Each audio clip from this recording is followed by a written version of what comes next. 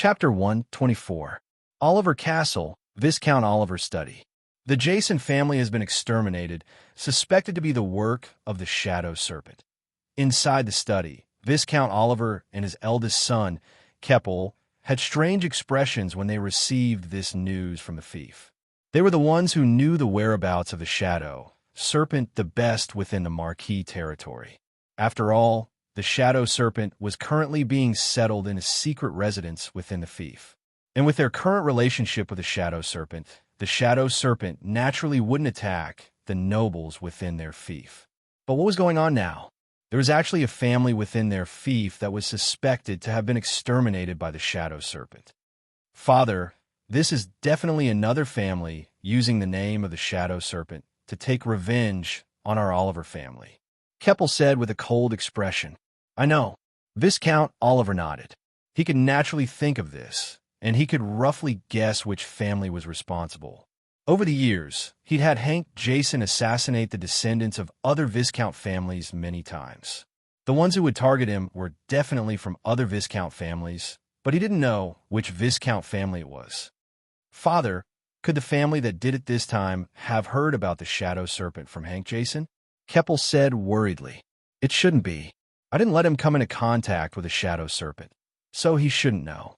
Viscount Oliver shook his head. But last time, when the Shadow Serpent was temporarily staying in the castle, he came to the castle once. Keppel, go inform the Shadow Serpent and tell them to be careful. Yes, Father. Keppel nodded, then said worriedly. Father, we're now deeply involved with the Shadow Serpent. If the Shadow Serpent is captured, we might be implicated. There's no turning back. Viscount Oliver shook his head with a bitter smile on his face. 2 months ago, the spy he'd planted in the Fergus family found out about the beast-controlling medicine. He'd immediately thought of using the beast-controlling medicine as bait to lure the Shadow Serpent to exterminate the Fergus family, who knew that the Shadow Serpent's movements were bigger than expected, and they took the opportunity to launch their revenge on the Sydney Marquisdom. Not only did they attack the Fergus family, but they also attacked many noble families within the Marquisdom. They even destroyed Viscount Shelley's family, which infuriated Marquis Sidney, who surrounded the Shadow Serpent. One could imagine what would happen to the Oliver family if Marquis Sidney knew that the Shadow Serpents had been lured here by the Oliver family. However, this might also be an opportunity for us. Viscount Oliver seemed to be comforting Keppel, but also seemed to be comforting himself. Opportunity? What opportunity? Keppel was puzzled. This was clearly a calamity that could lead to the extermination of an entire race if they weren't careful. How could there be an opportunity? A chance to advance further? Viscount Oliver said mysteriously. How could that be? With our Oliver family's current situation, even if we weren't affected by the Shadow Serpent, we wouldn't be able to compete with the other Viscount families. Keppel was even more confused. The current situation is indeed unlikely, but what if we obtain a large amount of resources? Viscount Oliver's expression became even more mysterious. A large amount of resources? How could the Sidney family give us a large amount of resources? If not for the fact that his father was speaking normally, Keppel would have thought that his father had gone crazy. The Sidney family naturally wouldn't, but other factions might. Viscount Oliver's eyes flashed as he spoke. Other factions? Father, you're not talking about the Shadow Serpents, are you? Keppel was bewildered. Of course not. Although the Shadow Serpents have the wealth, they have no reason to do so. Viscount Oliver shook his head. I'm talking about the faction behind the Shadow Serpents. There's a faction behind the Shadow Serpents? Hearing this explosive news, Keppel's face was filled with shock. Of course, the Shadow Serpents attacked the Sydney Marquis for revenge, but they were also motivated by benefits. The one driving them is the faction behind them. Viscount Fergus said, moreover, this faction has enmity with the Sydney family. Through the Shadow Serpents, I've already made contact with this faction. This faction promised that after this, they would provide us with a large amount of resources and make us a hidden thorn in their side of the Sydney Marquis. Viscount Fergus's study. The Shadow Serpents are hiding in Viscount Oliver's territory? Hearing Gray and Edge's report, Viscount Fergus tapped his finger on the table and frowned, thinking about the credibility of this news. To the side, Bonner, who had heard the news, frowned and spoke after a moment. "Father, it's impossible that the Oliver family doesn't know the consequences of being involved with the Shadow Serpents. Could it be that Hank Jason made this up to save his life?" "It's possible." Viscount Fergus nodded. "But there's another possibility." Saying this, Viscount Fergus's lips curled into a cold smile. What weakness of the Oliver family fell into the hands of the Shadow Serpent, forcing him to provide protection to the Shadow Serpent? Something on them. Gray's eyes lit up. If the Olivier family's weakness had fallen into the hands of the Shadow Serpent, then everything could be explained. Even if they risked being discovered by the Sidney family and being destroyed by the Sidney family, they still had to provide a place for the Shadow Serpents to hide. Because if the Shadow Serpents were caught by the Sidney family would very likely learn of that something on them, and they would also be destroyed by the Sidney family. "Father, then what should we do next?" Bornell's eyes also lit up as he asked with a happy expression. The Oliver family was the Fergus family's competitor, and they had even assassinated a member of the Fergus family. If there was a chance to overthrow the Fergus family naturally wouldn't miss it. Moreover, if they could provide effective information on the matter of encircling the Shadow Serpents, the Fergus family would definitely receive resources and rewards from the Sidney family. Let the spies we planted in Viscount Oliver's territory secretly investigate and confirm whether or not the Shadow Serpents are in Viscount Oliver's territory, Viscount Fergus said. But before that, let's go see Hank Jason and confirm whether or not the information is true. In the gloomy underground prison, there was a thick wall made of molten iron. There were all kinds of metal handcuffs on the wall. At this moment, there were two people shackled to the wall like specimens. One of them was a young man whose clothes were stained with blood. The other person was a middle-aged man who looked even more miserable than the young man. His clothes were stained with blood and were bright red. Moreover, of his two arms, his right arm was broken at the shoulder, while his left arm was broken at the wrist. Da-da-da. As the footsteps approached, the two raised their heads, revealing their bloodshot eyes. When they saw Viscount Fergus walking at the front, Kiss fiercely glared at Viscount Fergus, while Hank Jason weakly said, "Let's go, Viscount Fergus." "Viscount Fergus, good method." His voice was hoarse. After being interrogated for an entire night, he was completely exhausted and had difficulty even speaking. "You should have thought of this when you tried to assassinate my Fergus family's descendant," Viscount Fergus said coldly. "Give us a quick death." Hank Garth didn't argue. He didn't expect the Fergus family to let them go. He only hoped that they wouldn't have to suffer so much pain. "Sure, but you have to tell us whether or not the information is true." Viscount Fergus's voice was cold. Even if a high-ranked blood warrior had lost his arms, it was still very dangerous to be imprisoned for a long period of time. Therefore, killing him as soon as possible was in line with his plan. "Don't think that you can get away with this just to escape. I won't kill your son for now. After I confirm the information, I'll decide whether to kill him directly or after torture. The information is true. All right, can you give me a quick death?" Hank Jason's voice was hoarse. "Gray." Viscount Fergus nodded and looked at Gray. "Yes," Gray replied. He drew his long sword from his waist and walked towards Hank Jason. "It's you, the person last night. It's you." Hearing Gray's voice and seeing the sword in Gray's hand, Hank Jason immediately determined that the person who had cut off his arms and captured him last night was Gray. He had thought that the person was Bernal, but now it seemed that it was the younger Gray. His eyes stared fixedly at Gray. There was shock and regret in his eyes. He was shocked that Gray was already a high-ranked blood warrior at such a young age. He regretted that he hadn't killed Gray back then, or perhaps he regretted participating in that assassination attempt. Pooh. With a soft sound, the tip of the long sword pierced through his left chest and pierced through his heart. The light in his eyes slowly dimmed, and his fixed body wriggled a few times before collapsing powerlessly. Gray, on the other hand, let out a breath of resentment in his heart. Because the other party could come at any time to assassinate him, he didn't even have the chance to take a good stroll in Fergus City, which was a few hundred meters away from Fergus Castle. The resentment in his heart had finally dissipated. Of course, this wasn't the end. The main culprit was still the Oliver family. Chapter 125. Asking for a subscription. If you don't want to subscribe, at least give me a first subscription. That way, my results will be better. When I was still studying, he really did not have money. He had also read pirated versions and understood the mentality of readers. Why would they spend money when they could read it without spending money? Back then, when he was chasing books, some books would suddenly stop being published.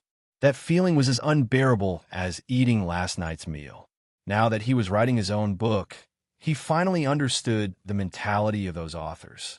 If they could not even support themselves, how could they have the energy to continue writing?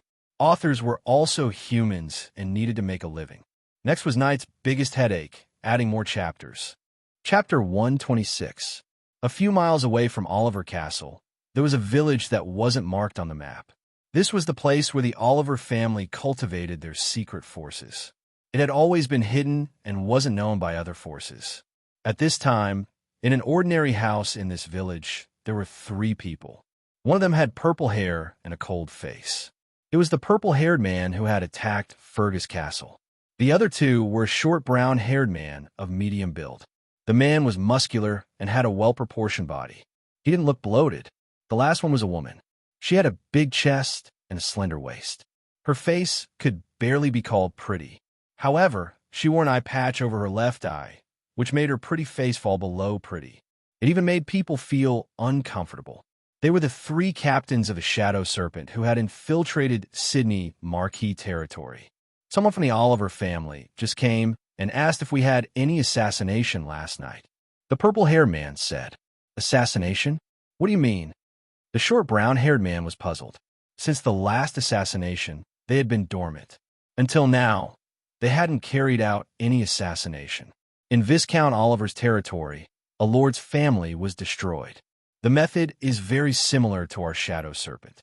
The purple-haired man explained. Interesting. They dare to impersonate our Shadow Serpent? The short brown-haired man had a strange expression. It should be the work of the Oliver family's enemy nobles. The purple-haired man concluded. Nobles. A bunch of despicable people. The woman with the eye patch snorted. Her eyes were full of killing intent. It's been a few days. Should we carry out the second operation now? Second operation? The purple-haired man shook his head. Now that the Sydney Marquis territory has organized a special tracking team, our goal is basically achieved. I suggest we give up on the second assassination and withdraw from the Sydney Marquis territory as soon as possible. No, just this alone won't satisfy our employer. We have to attract the attention of the Sydney family for at least half a month. If we withdraw now, it's hard to guarantee anything. The short brown-haired man frowned. They had infiltrated the Sydney Marquis territory for revenge. On the other hand, they had a commission. The commission given to them by their employer was to attract the attention of the Sydney family so that the Sydney family wouldn't have time to care about anything else. Give up? Impossible. The woman touched her left eye that was covered with an eye patch. Her eyes were full of killing intent. Her eye was blinded by the Sydney family's attack on the Shadow Serpent's territory more than 20 years ago. She was different from the purple-haired man and the short brown-haired man, who had come here partly for revenge and partly for the commission. Her purpose was very pure. She was here only for revenge. She wouldn't leave the Sydney Marquis Dom until she was satisfied with her revenge. Now, there are spies everywhere in Sydney's territory. If we make any more moves, our whereabouts will likely be exposed. The purple-haired man's proposal was rejected. Sydney, tease. Then let's assassinate them again in a few days, and then immediately withdraw from the Sydney Marquis Dom. This should be enough to distract the Sydney family for half a month. The short brown-haired man said.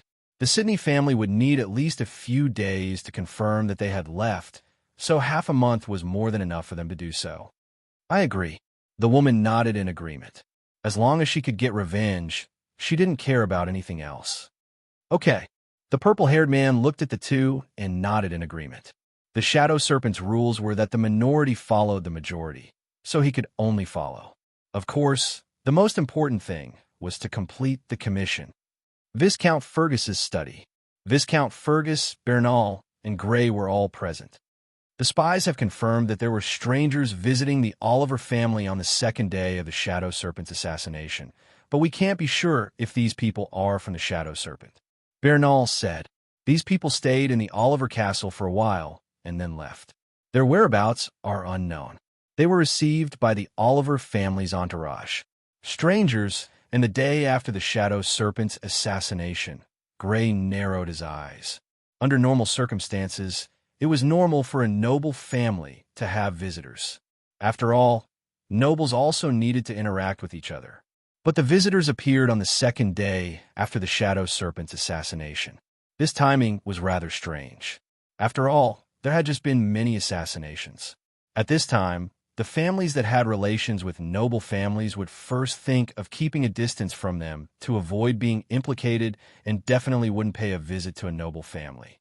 Also, Keppel left the castle for an hour this morning, but our people didn't find him in Oliver City.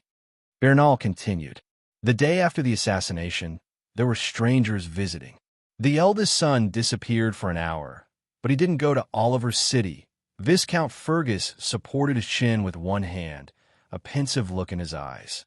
After a while, he stood up and took out a leather map from the bookshelf on the right side of the wall that was used to store maps. He spread it out on the desk. Grey and Bernal were suspicious of Viscount Fergus' actions. They walked forward and looked at the map. They saw that it was a very detailed map. Not only were there forests and rivers on the map, but even villages were clearly marked. And at the center of the map was a building that represented a city. There were words beside it. Oliver City. This is the map of Viscount Oliver's territory? Grey asked. Yes, this is the map of Viscount Oliver's territory. Viscount Fergus nodded and pointed to the side of Oliver City. This is Oliver Castle. With this place as the center, what is the approximate range of an hour's round trip? Grey and Bernal's eyes lit up. They already understood what Viscount Fergus meant. From here, to here, to here. Looking around the map, Grey and Bernal quickly confirmed the range of Keppel's movements in the past hour. Father, I'll immediately send people to investigate this area and confirm where the Shadow Serpent is hiding. Bernal said agitatedly. No, our mission is already over. However, Viscount Fergus shook his head at this moment. If we want to investigate the Shadow Serpent, with the abilities of our spies, we'll definitely be discovered. I'll immediately report this matter to the Marquis. Of course, it's only a suspicion. I believe the Marquis will make a judgment. Father is still the most considerate. Bernal revealed a trace of shame. Chapter 127. A few days later, the Fergus family's white stone training grounds. Bang! The two silhouettes clashed and then quickly separated. One of the figures was wearing a khaki battle suit. His face was skinny, and he was 7 meters tall. He held an ironwood sword in his hand. It was a commander of the castle's soldiers, Lord Lind. The other figure had black hair and wore a gray battle suit.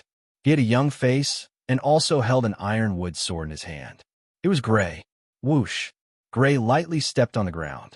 In a few steps, he had already appeared beside the Lord of Lind. The ironwood sword in his hand was like a flash of black light as it slashed towards the Lord of Lind. Whoosh! When Lord Lind saw Grey approaching, he had already adjusted his center of gravity. When Grey slashed out with his ironwood sword, Lord Lind was facing Grey. He swung his ironwood sword and blocked Grey's attack. Bang! As their weapons collided, Lord Lind took a few steps back and steadied himself. Pa. On the other hand, Grey quickly retreated as if he couldn't withstand the power of Lord Lind's attack. However, his steps were very orderly and did not seem to be messy at all. After retreating a few steps, his body slipped like a loach and quickly slid out. In fact, he was using the recoil from the sword to increase the distance between him and Lord Lind. He was circling behind Lord Lind. Whoosh! Sure enough, in the next moment, he appeared behind Lord Lind. The ironwood sword in his hand drew a black light as it slashed towards Lord Lind's back. Bang! Lord Lind quickly turned around and swung his ironwood sword to block Grey's attack. However, compared to before, the attack was a little rushed and the strength was a lot weaker. The angle was also a little off, so he was forced to take a few steps back. As for Gray, he used the recoil to speed up his movement and attacked Lord Lynn from the other side. Bang, bang, bang. In the field, Gray kept attacking Lord Lynn from all angles with his speed. Lord Lynn was having a harder time defending. Bang! After another hasty block, the Lord of Lind almost lost his balance. He didn't need much, just one more strike, and he would be defeated. However, at this moment, Gray took the initiative to distance himself from Lord Lind and stop the fight. This was Gray's saving face for the Lord of Lind. After all, the Lord of Lind had been an upper-level blood warrior for many years. If he was defeated by Gray, who had just become an upper-level blood warrior, he would definitely lose face. Lord Lind naturally understood Gray's intentions. Looking at Gray, he couldn't help but sigh. Young Master Gray's strength is already on par with a veteran upper-level blood warrior. He still remembered when Gray had just arrived at the castle last year. Elise had snatched the Blood Fiend's blood away from him and had asked him for help. At that time, even Elise was no match for him. But now, not only had his strength surpassed Elise's, but even an upper-level blood warrior like himself had been surpassed. With this kind of growth speed, with this kind of potential, as long as he didn't die midway, he would definitely become a berserker. He couldn't help but rejoice in his heart. His decision back then was indeed correct. Uncle Lind, you must be joking. I still have a lot to learn. Gray also couldn't help but sigh. He didn't even use Hanhu's strength. He only used the Wind Wolf's innate speed to defeat Lord Lind. Once upon a time, Lord Lind had been so powerful in his eyes. Every time he left the castle, he would feel at ease with Lord Lind's protection. But now, he had already surpassed him. Without a doubt, his growth in this year was terrifying. At night, a purple crescent moon hung high in the sky, covering Fergus Castle and shrouding the Fergus Castle in a layer of purple fog. After receiving a servant's notice, Gray and Bernal arrived at the door of Viscount Fergus' study. They couldn't help but have some doubts in their hearts. At this time, they had already washed up and were preparing to sleep. What could have caused Viscount Fergus to summon them so urgently? Could it be related to the Shadow Serpent? Asterisk, dong, dong, dong. Asterisk, father. Knocking on the door of the study, Gray and Bernal shouted, "Come in." Viscount Fergus' voice immediately sounded from within the study. The two of them pushed open the door and entered. They saw Viscount Fergus sitting in the study beside the tea table on the right side of the door. But at this time, there was another person in the room besides Viscount Fergus. This was a blond youth. He was tall and slender, with a robust body and well-proportioned facial features.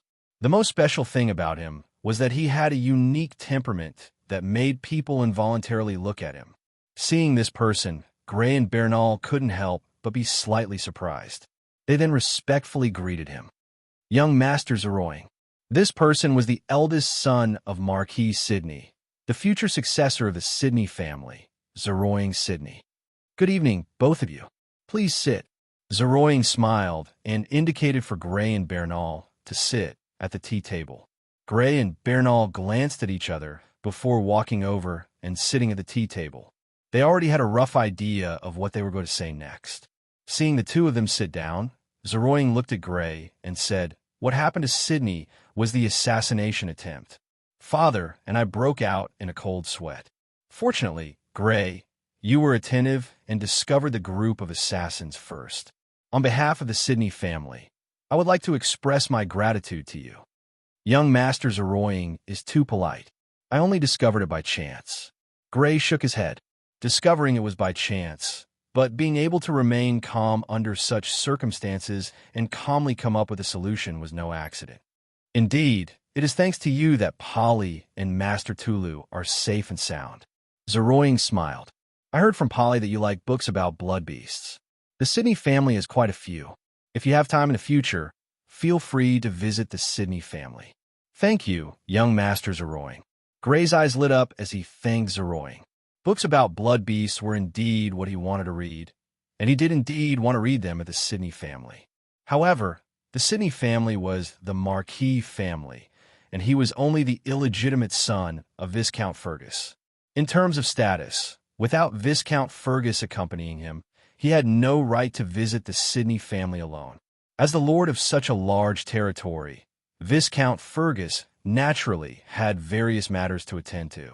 Naturally, it was impossible for him to bring him to the Sidney family just to borrow books.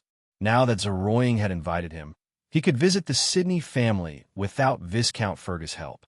This was undoubtedly a good thing for him. Young Master Zeroing, have you already confirmed that the Shadow Serpent is hiding in Viscount Oliver's territory? Viscount Fergus asked when he saw that Zeroing and Gray's conversation had come to an end. It has been confirmed. They are hiding in a village not far from Viscount Oliver's castle.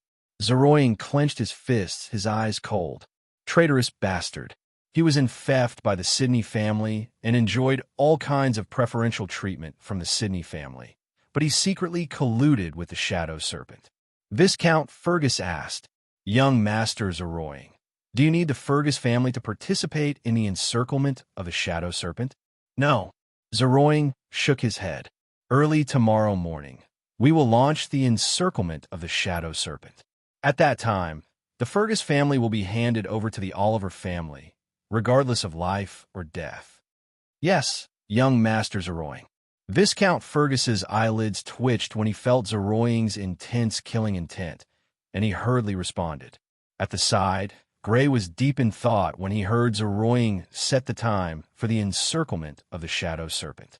The Shadow Serpent cultivated blood arts that allowed it to hide in the shadows and also had night vision. A sneak attack at night would be disadvantageous to the Sidney family, so the Sidney family had set the time for the sneak attack to be during the day. As for why it was in the morning and not at any other time, it should be to take advantage of the time when the Shadow Serpent assassin's vigilance was at its lowest. Chapter 128. The purple moon disappeared, and the sky gradually turned from dark to hazy before becoming bright. Dawn had arrived. Near Oliver Castle, a village that did not exist on any map was immersed in the tranquility of the early morning. From the outside, it looked like an extremely ordinary village, but upon closer inspection, one would discover that it was not ordinary at all. That was because there were actually sentries set up in some of the more secretive areas around the village. The people in these sentries were all wearing excellent leather armor. Under the leather armor were bulging muscles. Their eyes were sharp, and their bodies emitted a valiant aura, as if they were soldiers who had experienced hundreds of battles. For a village, such a situation was definitely abnormal. Pu. Almost at the same time, the people in the sentries in the four directions of the village were assassinated amidst groans. Then, a large number of people in battle armor coldly looked past the corpses and walked into the village from all four directions. As they walked, all the people they met were quickly killed without exception before they could even make a sound. Wu, however, as an assassination organization, their alertness was naturally extremely high. Naturally, they could not completely leave the security to the subordinates of the Oliver family, so they had their own guards. Not long after this group of people entered the village, they were discovered by the hidden sentries of the Shadow Serpent, who blew a sharp whistle. Not good. Hearing the whistle, the purple-haired man, the short brown-haired man, the eye-patch woman, and many of the assassins of the Shadow Serpent all became alert. With weapons in hand, they rushed out of their respective houses. They were as swift as venomous snakes. We've been surrounded. As soon as they rushed out of the house, their expressions changed. Around the house, in all four directions, there were many people in battle armor quickly approaching. They had been surrounded. What's going on? Was it the Olivers who told the Sidney family? The short brown-haired man said with an unsightly expression. The people who had surrounded them all had powerful auras. Without a doubt, for there to be so many powerful people in the group, this group was definitely the group formed by the Sidney family and the two Earl families. Impossible. It's impossible for the Oliver family not to know. If we fall into the hands of the Sidney family, they won't be able to escape annihilation either. The woman with the eye patch shook her head. We've underestimated the information-gathering ability of the Sidney family. The purple-haired man pulled out two short blades, his expression solemn.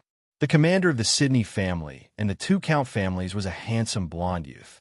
It was Zero Yang. At this moment, his eyes were cold as he spoke. Kill them all. Immediately, the assassins from 4 directions quickly surrounded the shadow snake assassins. Clang, clang. The 2 sides quickly clashed.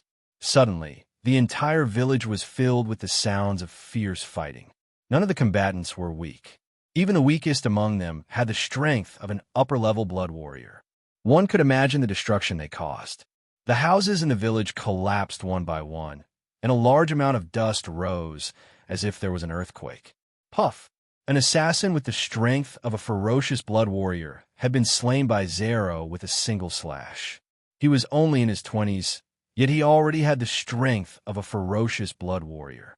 Practicing a special blood technique allowed his strength to far surpass the average ferocious blood warrior. After a dozen or so exchanges, he killed the ferocious blood warrior without paying any price. He quickly pounced on another assassin with the strength of a ferocious blood warrior. Poof, poof, poof. Soon, blood dyed the village red. The walls and floor were covered in blood. Shadow Snake assassins were slain one by one. The team formed by Marquis Sidney and the 2 earls also suffered casualties. Occasionally, there would be people who could not save them in time and were killed by the Shadow Snake assassins. The Oliver clan. The 4 members of the Oliver clan were eating at a long, aristocratic dining table. Tap, tap, tap. At this moment, the middle-aged housekeeper ran into the dining room, panting. What's the matter? Seeing the middle-aged housekeeper like this, Viscount Oliver could not help but frown. He was considering whether appointing this middle-aged housekeeper had been the right decision.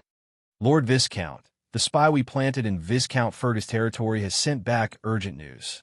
Saying this, the middle-aged housekeeper hurriedly took out a folded letter with a red seal on the back, representing an urgent matter, and handed it to Viscount Oliver.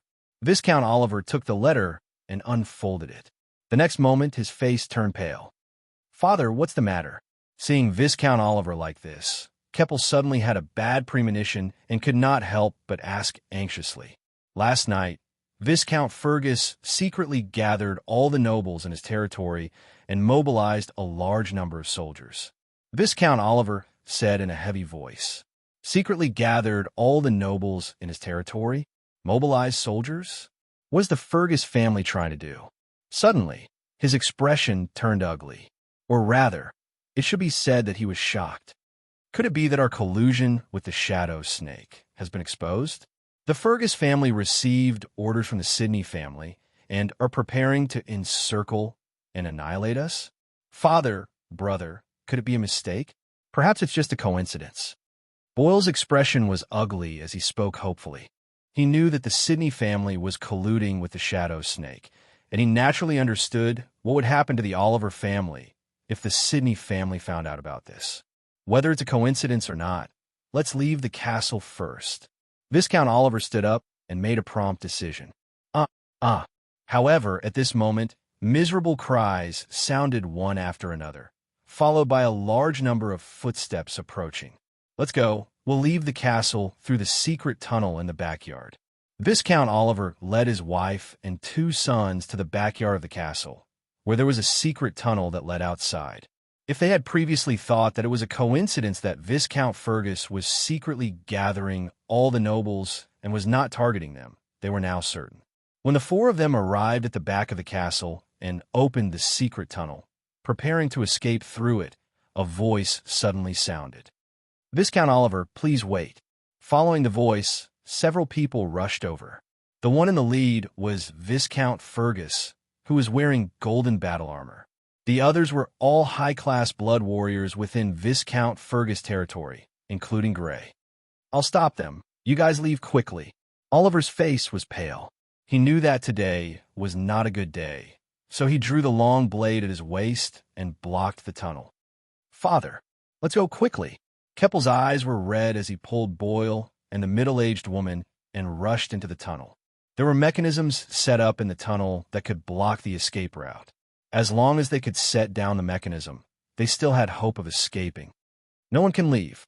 Viscount Fergus shouted coldly as he slashed his sword at Viscount Oliver, entangling him as he shouted to Gray. "Gray, chase after them. Don't let them escape." Yes. Blood power poured into his legs, and Gray was like a phantom as he passed by the fighting Viscount Fergus and Viscount Oliver, charging into the tunnel. Chapter 129. In the gloomy underground passageway, three figures were running forward in a sorry state. They were illuminated by the dim yellow rune lamps that appeared every few dozen meters in the passageway. This was a type of connected rune lamp. It only needed to activate one spot to activate all the rune lamps in the passageway. As they ran, sorrow appeared on the faces of the three. Although they had been worried before, their worries had now become reality. The Sidney family already knew that the Oliver family was involved with the Shadow Serpent. The Oliver family was finished. From now on, they would no longer have a foothold in Marquis Sidney's territory. At the same time, they couldn't help but worry. Facing a ferocious blood warrior and several high-rank blood warriors, would her father or husband be able to successfully escape? Pa, pa, pa. Suddenly, the three of them heard footsteps rapidly approaching from behind them. When they turned back to look, their expressions changed drastically. They saw a black-haired youth in gray battle armor quickly chasing after them. Gray Fergus! The three of them recognized Gray at a glance. After all, they had seen Gray in Sidney Castle. Boyle, take Mother and leave quickly. I'll stop him. Keppel gritted his teeth and pulled out the blade he'd taken from Soldier. He stood in front of Boyle and the middle-aged woman and shouted loudly. Keppel. The middle-aged woman's face was full of worry, and she refused to leave. Boyle, on the other hand, pulled the middle-aged woman with a terrified expression and ran deeper into the passageway. He knew that this Gray Fergus in front of him had consecutively defeated two middle-rank blood warriors from the Richens family. His elder brother definitely didn't have much of a chance against him. Did the Marquis give the order? Looking at Gray, Keppel asked with an ugly expression. Yes. Gray nodded, but his gaze was fixed on Boyle and the middle-aged woman who were running deeper into the passageway. The Fergus family also had a similar passageway. He naturally knew that there would usually be mechanisms set up in the passageway to cut off the path of retreat. If the mechanism was set down, it would not be easy to catch up to the two. Don't even think about getting past me. I know I'm not as strong as you, but seeing Gray's gaze, Kepper gritted his teeth and took off a small, flat bottle the size of a baby's palm from his neck. He opened it and poured the contents into his mouth. Keppel's skin gradually turned crimson as the medicinal liquid was poured in. At the same time, the blood vessels all over his body swelled up. They were clearly visible and attached to his body like dense tree roots. Berserk potion. Seeing Keppel's transformation, Gray immediately determined that Keppel had consumed a berserk potion. The berserk potion was a potion that could increase one's strength for a short period of time after consumption. However, there would be strong side effects afterward. Moreover, the degree of increase in strength and the strength of the side effects were all related to one's strength. The weaker one was, the stronger one would be after consuming the berserk potion. Of course, the side effects would also be greater. With Keppel's strength as a middle-ranked blood warrior, after consuming it, his battle prowess would most likely increase to that of a high-ranked blood warrior. Of course, the side effects were also great. After this, even if it didn't cause permanent damage, it would take at least a few months for him to recover. Although the one who gave the order was the Sidney family, the one who destroyed my Oliver family was your Fergus family. Today, I will kill you and make your Fergus family pay a heavy price. Kepper's eyes were filled with cold, killing intent. If a descendant with the potential to become a berserker was killed, the Fergus family would definitely be in great pain. Dying. Gray's expression didn't change in the face of Kepper's killing intent as he quickly approached. Kepper's blood vessels swelled as he roared and charged at Gray, slashing down with great force. The cold light of the blade was filled with cold, killing intent as it slashed at Gray, vowing to cut Gray in half. Whoosh! Just as the blade was about to cut into his body, Gray swept out with his sword. Clang! The blade and sword clashed, and Gray retreated a few steps. However, Kepper also retreated a few steps. What? How is this possible? Kepper's face was filled with shock. The blood technique he trained in was known for its powerful strength, and after taking the Berserker potion, his strength had reached the level of an upper-level blood warrior. His strength had increased even more. He had originally thought that he would be able to send Gray flying with one strike, but he had only managed to push Gray back a few steps. Kepper obviously couldn't accept this result. Right now, he was no different from an upper-level blood warrior. How could his opponent block him? Unless his opponent. You're already an upper-level blood warrior. He looked at Gray in shock, his eyes filled with disbelief. How is it possible to become an upper-level blood warrior at such a young age? However, if his opponent wasn't an upper-level blood warrior, how could he block his attack after taking the Berserker Potion and becoming an upper-level blood warrior? Whoosh! Gray had no intention of replying. Blood power poured into his legs, and his body clad in gray armor turned into a gray shadow. He appeared beside Kepper and quickly slashed at his throat. He hadn't forgotten about Boyle and the middle-aged woman who were still running away. Thus, he had to end this battle quickly. Clang! Facing Gray's sudden burst of speed, Kepper hastily turned around to block. Pooh! Although he blocked the fatal attack aimed at his throat, he wasn't able to completely block it. After Gray's long sword clashed with Kepper's blade, it slid downwards and slashed at Kepper's chest, leaving a deep gash. Fresh blood quickly seeped out. Kepper cried out in pain and raised his blade to slash out, but he hit nothing. Gray had already used his speed to pull away. Pu. Kepper wasn't a match for Gray, who was using the Wind Wolf speed and Hanhu's strength at the same time, even after taking the Berserker Potion and raising his strength to upper-level Blood Warrior. Although he protected his vitals, more and more wounds appeared on his body. Clang, Pu. After a dozen or so moves, Gray knocked away the blade in Boyle's hand with a swing of his sword. His long sword then pierced straight through Kepper's chest and pierced through his heart. Rip! The long sword was pulled out, and Kepper's chest immediately spurted blood, as if a spring was flowing out. Clang! The blade in Kepper's hand fell powerlessly, and his body fell to the ground. However, his eyes were filled with intense unwillingness. He had taken the Berserker Potion, but he had still lost in the end. Passing by Kepper's corpse, Gray quickly chased into the depths of the tunnel. Pulling the middle-aged woman along, Boyle ran all the way to the middle of the tunnel. There was an enormous boulder that weighed more than 10 tons above them. This enormous boulder was a mechanism in the tunnel. As long as the mechanism beside it was activated, the boulder would descend and seal the entire tunnel. Here, this is the place. Passing by the enormous boulder and arriving at the tunnel behind it, Boyle quickly found the mechanism. He was pleasantly surprised as he reached out to press the mechanism. Boyle, wait a moment. Your brother isn't here yet. Seeing Boyle's actions, the middle-aged woman anxiously shouted. No, I want to live. I want to live. As if he was under a spell, Boyle madly muttered and pressed the mechanism without hesitation. Rumble. Chapter 130. Asterisk whoosh. Asterisk, but at this moment, a figure quickly passed through the falling boulder and arrived at the other side of the tunnel. Asterisk whoosh whoosh. Asterisk, the eerie white blade flickered twice under the dim yellow light of the runes. Without looking at the result, the figure quickly lowered its center of gravity and sprinted, returning to the other side before the boulder had completely landed. Asterisk rumble. Asterisk accompanied by a loud sound. The boulder weighing several tons finally landed on the ground. The ground trembled as if an earthquake had occurred. Asterisk plop. Asterisk, because the mechanism had been activated, the boulder landed on the other side of the boulder, revealing a joyful Boyle and a worried middle-aged woman. The expression on their faces suddenly became stiff, and their eyes also suddenly became stagnant. It was as if someone had used a body-fixing technique on them. With a plop, they heavily fell to the ground like two perfectly straight logs. Asterisk gurgle. Asterisk, there was a clear wound on each of their necks. The wound was so deep that it had almost severed half of their necks. At this moment, there was blood oozing out from these two wounds.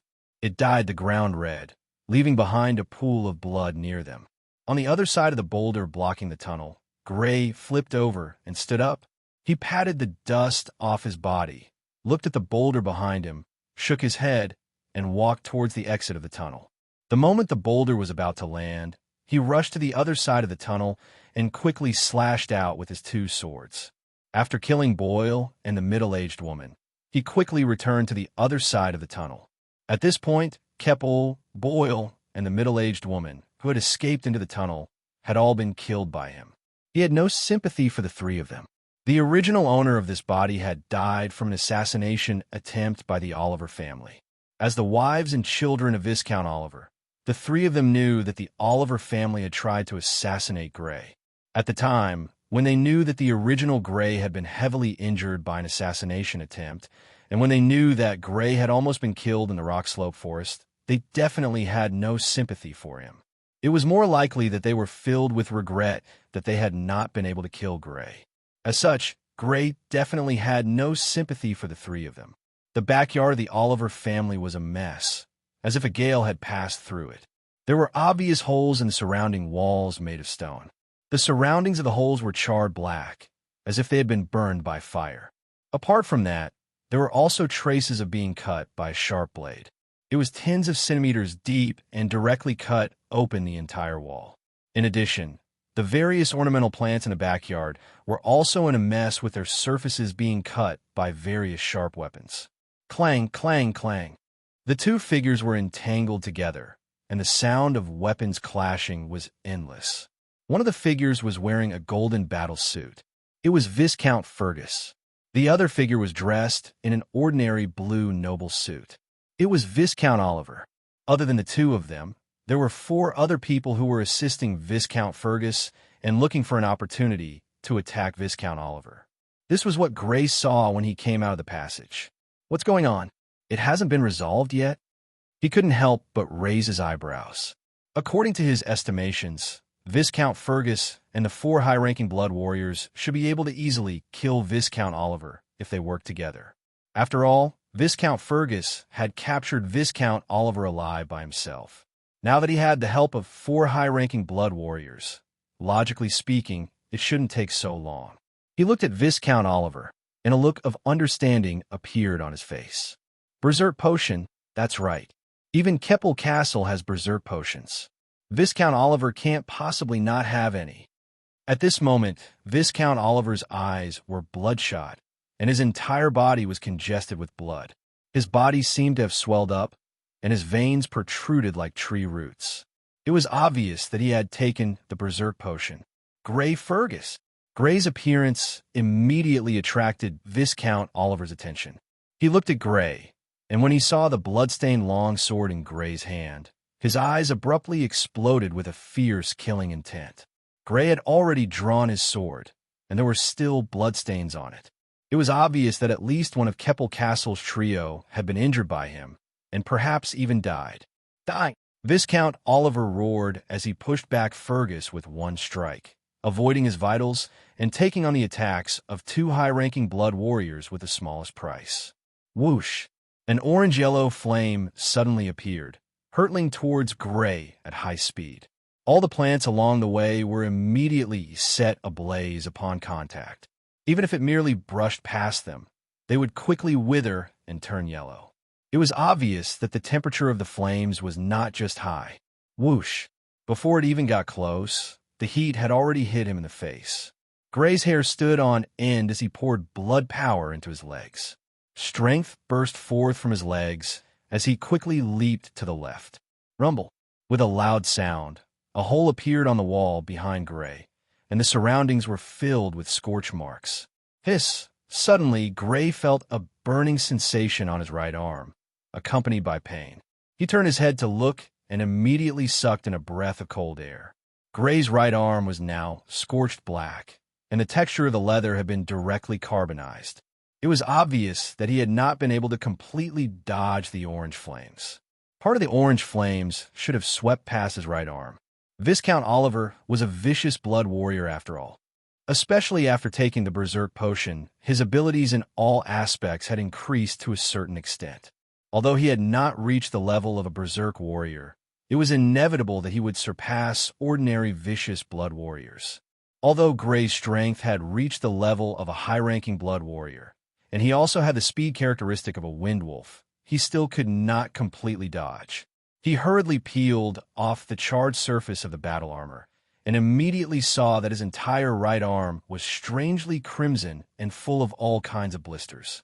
It was obvious that it had been burned, and the injury was not light. If not for his body having the defensive characteristic of a shadow snake, the injury on his right arm might have been even more serious. He actually didn't die? This speed? You're already a high-ranking blood warrior? The flame attack had only scalded Gray, but it had not killed him. Viscount Oliver's expression was one of shock, but in the next moment, it turned into a monstrous rage and killing intent. Bastard, I want you to accompany them in death. After receiving Viscount Fergus' blade head-on, and then fiercely repelling the two high-ranking blood warriors who had tried to stop him, Viscount Oliver was like a bulldozer, charging in Gray's direction with a murderous aura. Gray was already a high-ranking blood warrior, and his sword had already been unsheathed, with traces of blood on it. What would happen to Kepper and the other two? He could already imagine it. Seeing Viscount Oliver charging at Gray despite his injuries, Viscount Fergus's expression became anxious. With a roar, a green wind blade suddenly appeared. It slashed towards Viscount Oliver from behind. Pooh! The wind blade struck Viscount Oliver's back, sinking several centimeters deep. Large amounts of dark red blood seeped out from Viscount Oliver's back. However, Viscount Oliver's face was filled with a sinister smile as he charged in front of Gray, raising the blade in his hand. The blade in his hand was an extremely ordinary blade that he had hurriedly obtained from a castle guard. However, he believed that with his strength, after consuming the Berserk Potion, he would definitely be able to slash the fellow in front of him into two halves with one slash. He could already imagine the scene of the other party being slashed in half, dripping with blood. Whoosh! At this moment, just as he raised the blade in his hand and was about to slash down, he unexpectedly discovered that Gray, who was enveloped by his blade, had suddenly turned the sword in his hand into a spear, throwing it toward his chest. His target was the left side of his chest, where his heart was. With the speed of the spear that the long sword had turned into, it should have pierced his chest the moment he slashed down. If he wanted to kill the other party, he would not be able to intercept it in time. However, if he intercepted it, it would give the other party time to escape. At this moment, under normal circumstances, for his own safety, he should wave the blade in his hand and intercept the sword that had turned into a spear. Of course, this way, the other party would definitely be able to take advantage of this opportunity to distance themselves from him. A very shrewd plan, even for him, who had been on the battlefield and had experienced hundreds of battles. It was a very shrewd plan. However, the sinister smile on his face became even more intense. He did not care about the sword that was stabbing toward his chest. Instead, he did not change his stance at all and quickly slashed down with the blade in his hand. Under normal circumstances, he should have blocked the sword first before chasing after the other party. However, this was not a normal situation. He could already hear Viscount Fergus's movements behind him. He definitely did not have a second chance to attack. Moreover, the other party was only an upper-level blood warrior after all. The power of the thrown sword might not be able to penetrate too deeply and pierce his heart. Chapter 131. Die. Oliver could already imagine the scene of Gray being cleaved in half by his blade. Poof! However, all of a sudden, his pupils constricted and his expression stiffened. With a sharp sound, the power of the long sword that had transformed into a spear was beyond his imagination. It pierced through his chest, not only penetrating his skin and muscles, but also his heart. Fresh blood spurted out from his chest, and his strength quickly disappeared. His body became unstable, and the blade in his hand deviated as it fell rapidly. Poof!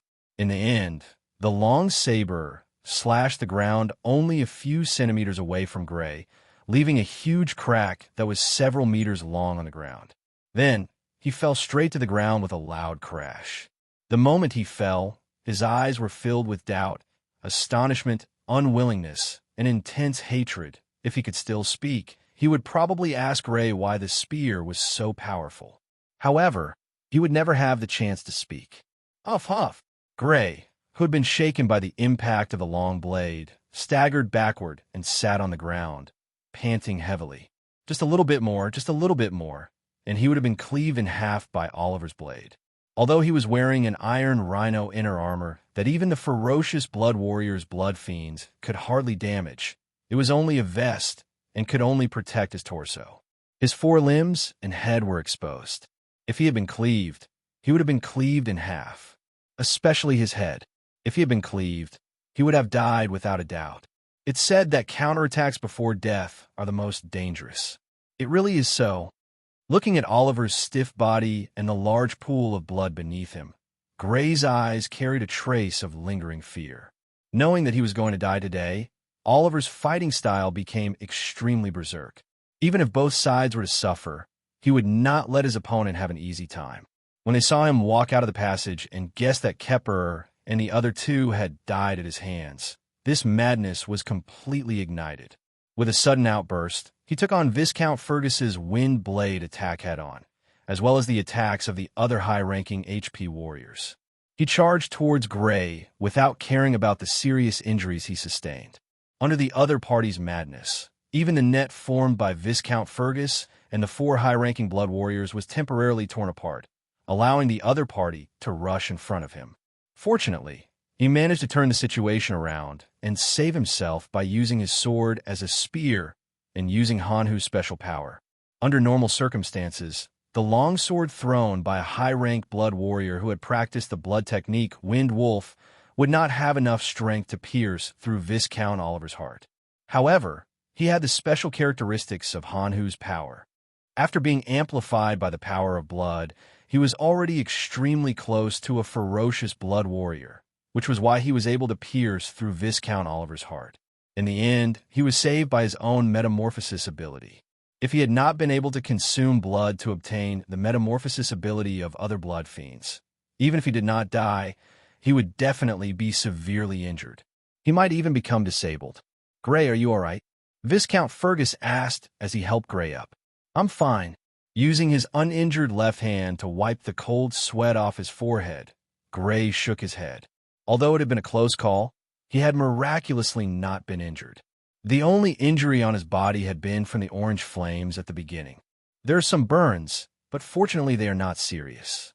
Apply some green jade hemostatic ointment, and you should be able to recover in a few days. Viscount Fergus looked at Gray's right hand and heaved a sigh of relief after carefully inspecting it. I understand." Gray nodded, his gaze once again looking at Viscount Oliver's corpse. All of the Oliver family's direct descendants, including Viscount Oliver, had been killed. At this point, the Oliver family could be considered to have been completely destroyed, and the enmity of being assassinated by the Oliver family could be considered to have been completely avenged. "Lord Viscount, we found a secret room of the Oliver family." At this moment, a soldier walked over and reported to Viscount Fergus. "Lead the way." Viscount Fergus nodded and followed the soldier along with Gray and the 4 high-ranked Blood Warriors.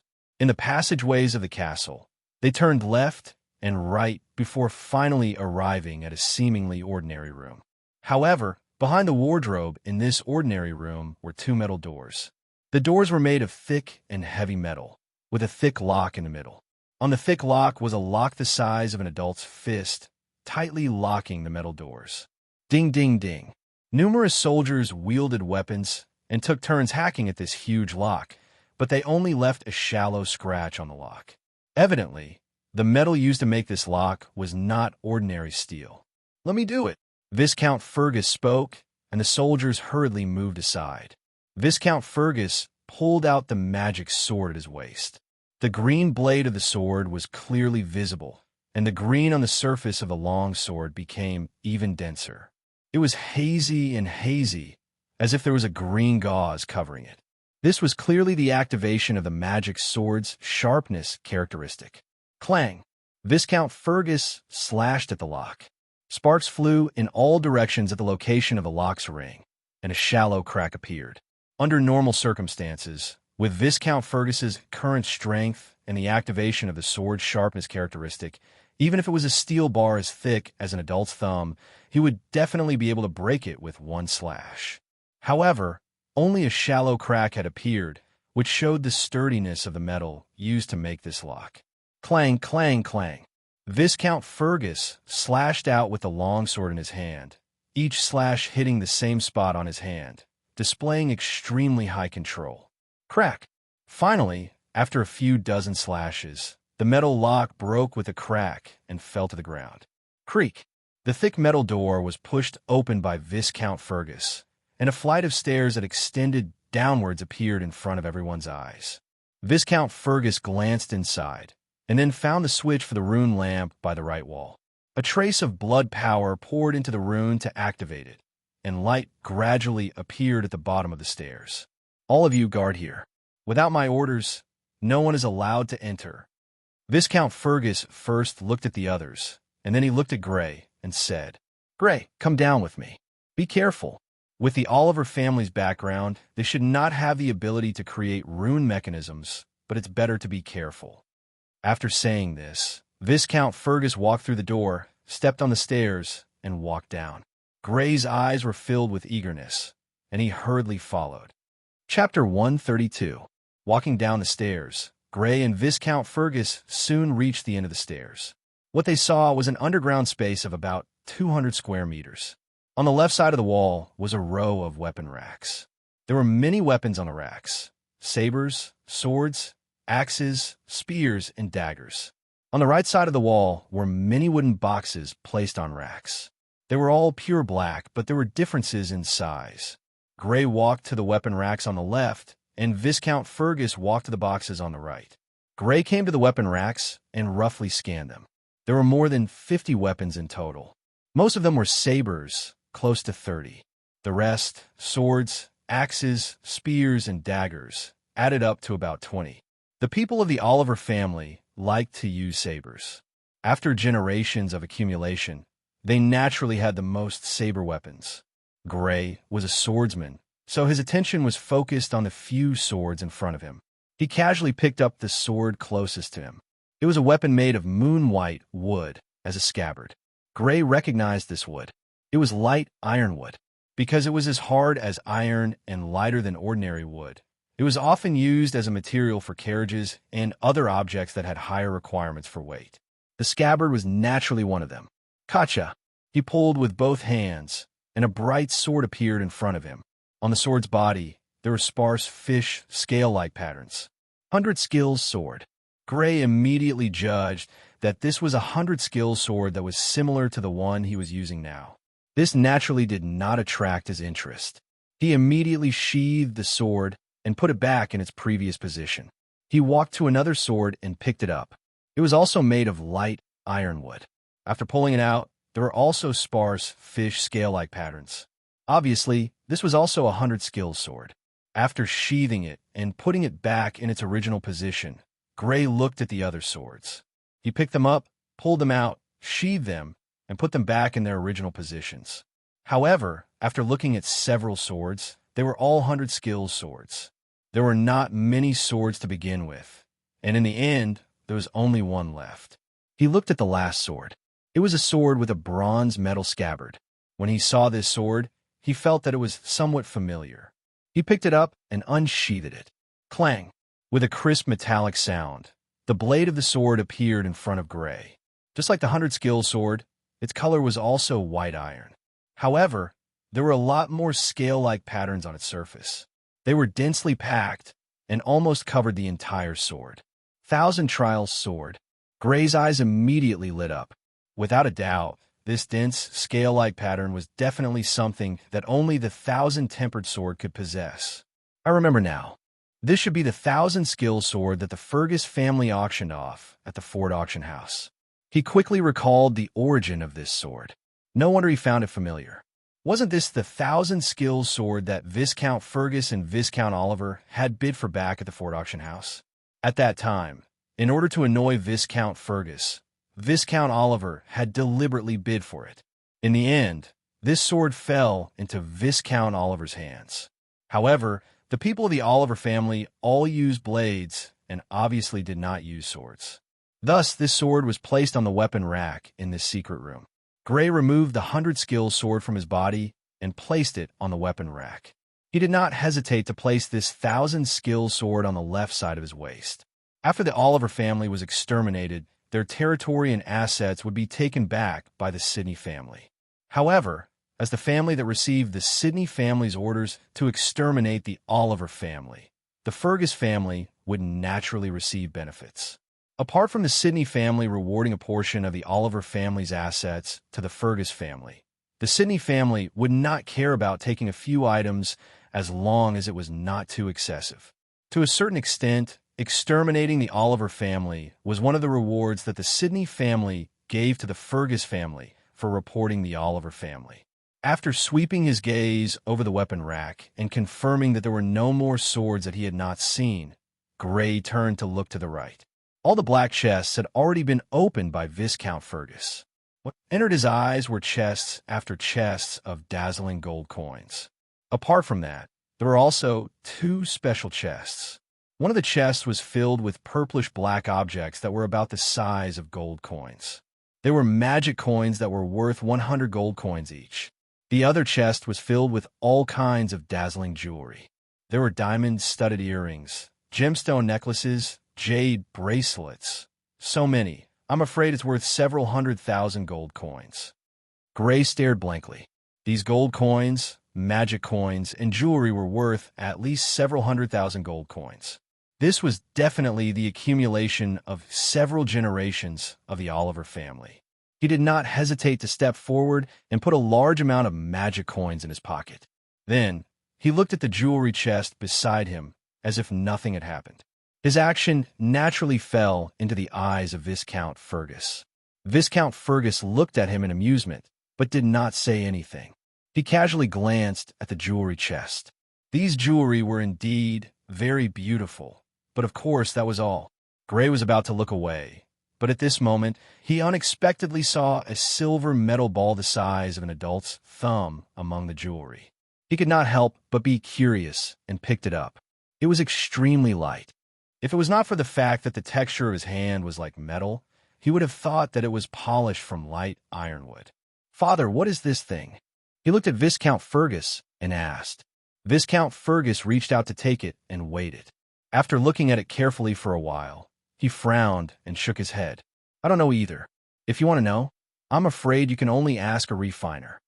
Saying this, he handed it back to Gray. Gray reached out to take it. After thinking for a while, he put this small silver metal ball into his pocket. Although he did not know what it was, it must be something valuable if it was placed together with jewelry. Let's go out." Seeing that Gray didn't intend to continue stuffing things into his pockets, Viscount Fergus said after he stopped checking. Gray nodded. After leaving Fergus Castle, they went to the noble families and theft by the Oliver family in Viscount Fergus's territory. In the afternoon, Viscount Fergus, Gray, and the others returned to the castle. The Oliver family had already been destroyed. The noble families and theft by the Oliver family naturally lost their noble status. Not only that, they would also be implicated by the Fergus family. As for how much they would be implicated, it would depend on the decision of the Sidney family. The Fergus family did not have the power to decide. The Fergus family had only sealed up their assets and locked up all their direct descendants. The Fergus family's living room.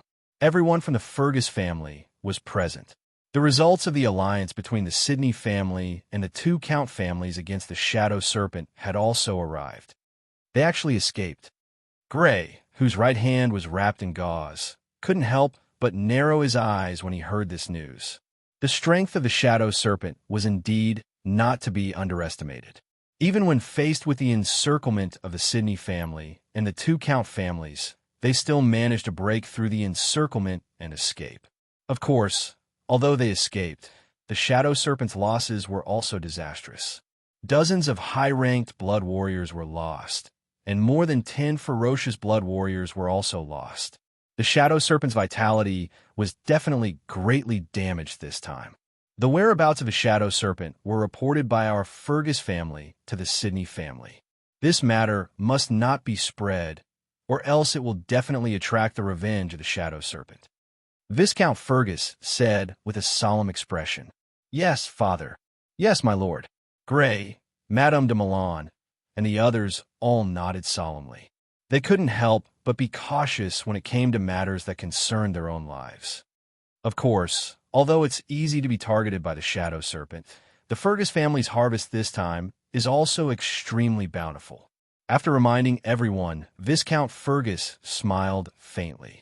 After confiscating the wealth of the nobles within Viscount Oliver's territory, the Sidney family has already decided to bestow 10% of it to the Fergus family as a reward. As for the reward for reporting the Oliver family and providing information on the shadow serpent, it hasn't been decided yet, but the reward won't be bad. Without a doubt, the Fergus family was one of the winners in the attack of the shadow serpent. In a situation where they didn't suffer any losses, they even made a huge windfall. Indeed, the Fergus family really made a huge fortune this time, especially Gray. Bernal looked at Gray with a teasing expression. Being stared at by the other party, Gray's face suddenly turned red. Previously, when he was counting the money, he was accidentally seen by Bernal. "Brother, you made a fortune?" Hearing Bernal's words, Sarah's eyes immediately lit up as she looked at Gray. "I made a small fortune, a small fortune." Gray smiled embarrassedly. Chapter 133. The purple moon hung in the sky, sprinkling down strands of purple moonlight, but it was blocked by the dense leaves of the forest in the early spring. The forest was pitch black. Occasionally, strange noises could be heard. Those nocturnal animals were playing and hunting for food. Asterisk whoosh, whoosh, whoosh. Asterisk 8 figures shuttled through the pitch-black forest with only sporadic moonlight spots. The darkness in the forest did not seem to affect them at all. They were like ghosts in the night. The moonlight that shone through the leaves would occasionally fall on their bodies. On their clothes, there were more or less signs of damage. At the same time, there were also traces of dry blood. They were the assassins of the shadow serpent who had escaped. At this moment, they were taking advantage of the darkness and the cover of the dense forest to evacuate from Marquis Sidney. There were more than 50 members of the shadow serpent who had infiltrated Marquis Sidney, but now there were only 8 of them. The others were either captured alive or killed. Damn the Oliver family. One of the 3 captains, a woman with an eye patch on her left eye, gritted her teeth. The members of the shadow serpent had always been careful and cautious. It was unlikely that they would leak the news. The news must have been leaked by the Oliver family. They're already dead. The other captain-level figure, a man with short brown hair, shrugged. In order to avoid being tracked by the Sidney family, they did not dare to enter the town to gather information, so they did not know the situation outside. But he could imagine. Since the shadow serpent had been besieged, the relationship between the Oliver family and the shadow serpent must have been exposed. In such a situation, the Oliver family's fate could be imagined.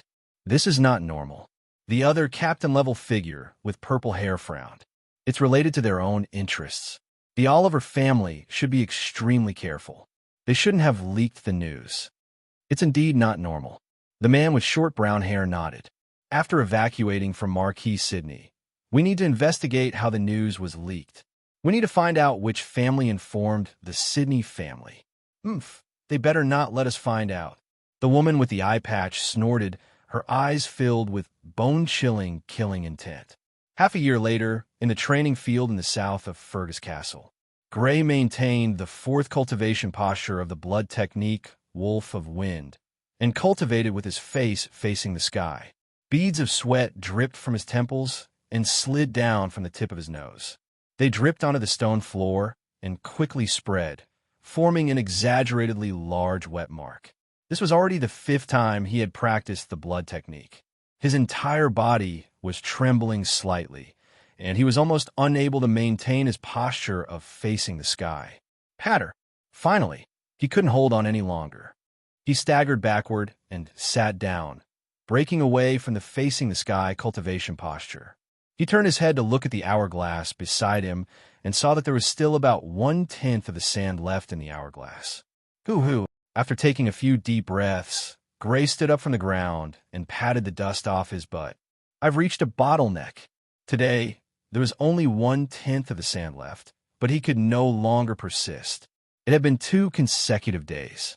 Obviously, he had reached a bottleneck. With just one more step, his body would undergo a huge transformation, and he would advance from an upper-level blood warrior to a ferocious blood warrior. He was currently stuck at this critical point. From the looks of it, I'll need half a month to break through the bottleneck. Because he was already an upper-level blood warrior, Viscount Fergus had explained a lot about the bottleneck from an upper-level blood warrior to a ferocious blood warrior. Under normal circumstances, the bottleneck from an upper-level blood warrior to a ferocious blood warrior was extremely firm. Those with better aptitudes would be stuck for several months, while those with worse aptitudes could be stuck for several years. However, his situation was special. His body was in this second transformation after consuming the blood of the blood fiends. The speed of his improvement was more than 10 times faster than the average person. Therefore, he guessed that he would need around half a month to break through the bottleneck. This speed of breaking through the bottleneck was unimaginable to others. But this is only under normal circumstances. If I have the help of external objects, the situation will be different. He couldn't help but think of that bottle of concentrated medicine. Now was the best time to use it. The bottle of concentrated medicine that Viscount Fergus had rewarded him was originally meant for him to use when he reached the bottleneck from a middle-level blood warrior to an upper-level blood warrior. However, he didn't use it at that time because he felt that it was too wasteful. Now, however, he could use it. Young master, I've already asked someone to prepare hot water for the bathroom. Maid Barbara, who had followed behind Gray as they left the empty space in the south of the castle, said this. Gray nodded, thought for a while, and said, Go and tell the servant to take care of the bathroom. Go and inform the servant in charge of the bathroom to maintain the temperature of the water. Before going to the bathroom, I need to go back to the bedroom. Yes, young master. The maid, Barbara, respectfully acknowledged and left. After returning to the bedroom, he took out the small bronze bottle containing the concentrated medicine from the compartment under the coffee table. Gray's hand reached for the bottle stopper, but he withdrew it.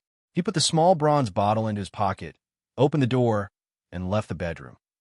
He was going to take it in the bathroom and soak in the bathtub. This way, even if he sweated a lot, he wouldn't feel uncomfortable all over.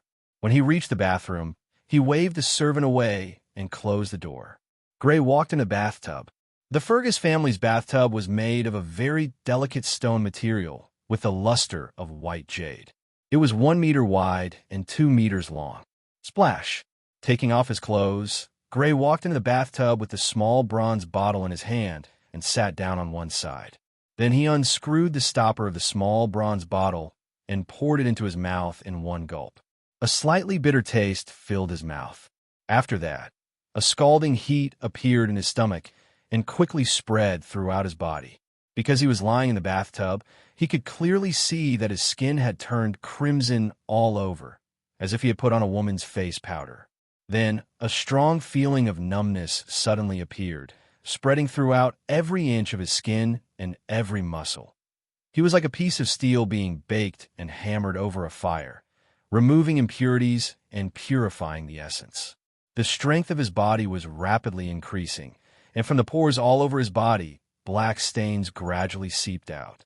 The originally clear water in the bathtub was slowly tinged with a black color. These black stains were the tissues in his body. They were the impurities that were produced during the process of his body becoming stronger.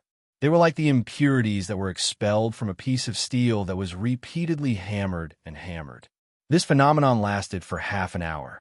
Finally, at a certain point in time, the scalding heat and numbness in his body disappeared, and his body no longer expelled the black impurities.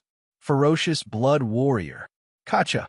Lightly clenching his fist, his knuckles cracked. A feeling of being filled with power spontaneously arose in his heart. Chapter 134. The bathwater was already cold, and because his body had discharged too many impurities, it was a little dark. After asking the servant to change the bathwater, Gray washed off the stains on his body due to the metamorphosis. He changed into a clean set of clothes and walked out of the bathroom. Brother. When he reached the hall, he bumped into Sarah. She was wearing a long white dress. She had a slim figure and a pretty face, revealing her white and rosy calves. She immediately trotted over when she saw Gray. Behind her, a tall figure also trotted over. It was Han who was named Little White. Gray smiled and nodded. You brought Little White out to play just now? Yes, I brought Little White to the stud farm, hee. Sarah said excitedly. It was obvious that she had a lot of fun. Ordinary civilians at her age had already started to help out with farm work, but as the daughter of a viscount, she naturally did not need to do so. It had to be said that as the children of nobles, the conditions they enjoyed were indeed much better than ordinary civilians. Little White, come here. Gray waved to Han Hu and led it to his side. He stroked its white fur, which was extremely soft to the touch, as if he was touching silk. Half a year had passed, and Hanu's body had once again grown a lot. Its body length was already more than 5 meters, and its figure was extremely tall and sturdy. I'm afraid it's already comparable to a middle-level blood warrior, Gray estimated in his heart. Hanhu in front of him was only about 1 year old, but its strength was already comparable to a middle-level blood warrior. In terms of growth, it was much faster than ordinary humans. Among humans, there were those who grew faster than Hanhu. His own growth was even faster than Hanhu's, but such humans were very rare. It was no wonder that at the beginning of this continent, humans were reduced to food for the blood fiends. After parting with Sarah, Gray left the castle and walked towards a forest not far from the castle. The sun was hanging in the sky, but it was not too hot. Alone, he walked slowly on the muddy road that was full of weeds. A gentle breeze blew past, brushing through his freshly showered and not yet dry black hair, bringing a hint of coolness. Ever since his strength had reached the level of an upper-level blood warrior, his movements were no longer restricted. He no longer needed Lord Lind and his soldiers to follow and protect him, and he also liked the joy of walking alone without anyone to disturb him. After a short while, he arrived at the small forest. Not bad. He looked around and nodded with satisfaction. Now that his strength had reached the level of a ferocious warrior, he naturally needed to test the changes in his strength so that he could have a general understanding of his own strength. However, in view of the destruction caused by the shadow snake's blood last time, he decided to test it outside of the castle. Whoosh! Looking at a tree with a trunk as thick as a bucket, Gray moved. With a stomp on the ground, his figure flashed out and appeared beside the tree. His speed far exceeded that of a high-rank blood warrior, and he had definitely reached the level of a vicious blood warrior. Moreover, among the vicious blood warriors, he should be one of the fastest. During this period, he had fought many vicious blood warriors, such as Potion Master McCarthy Thompson, Shadow Snake's assassin, Viscount Oliver, Viscount Fergus. Among these people, only Viscount Fergus could compare to his current speed. With a judgment of his own speed, he smashed his fist down on the tree as thick as a bucket. Boom! Accompanied by the sound of an explosion, the tree as thick as a bucket, with the area where his fist had smashed as the center, wood chips flew everywhere and quickly collapsed inwards. Crack! Finally, accompanied by a crisp sound, the tree broke into 2 pieces. Whoosh! The tall treetop quickly smashed down on him. Pa pa pa! He quickly moved a few steps and dodged the falling treetop. Looking at the result of his actions, he nodded with satisfaction. Without using the power of blood, it has such destructive power, as expected of Hanhu's special ability. The characteristics of Frost Tiger's strength clearly made him stronger than those who cultivated the blood technique, Wind Wolf, and became ferocious blood warriors. That was why he could easily break a tree that was as thick as a water bucket with a single punch without using the power of blood. During the process of smashing down, I didn't feel any pain from my fist at all.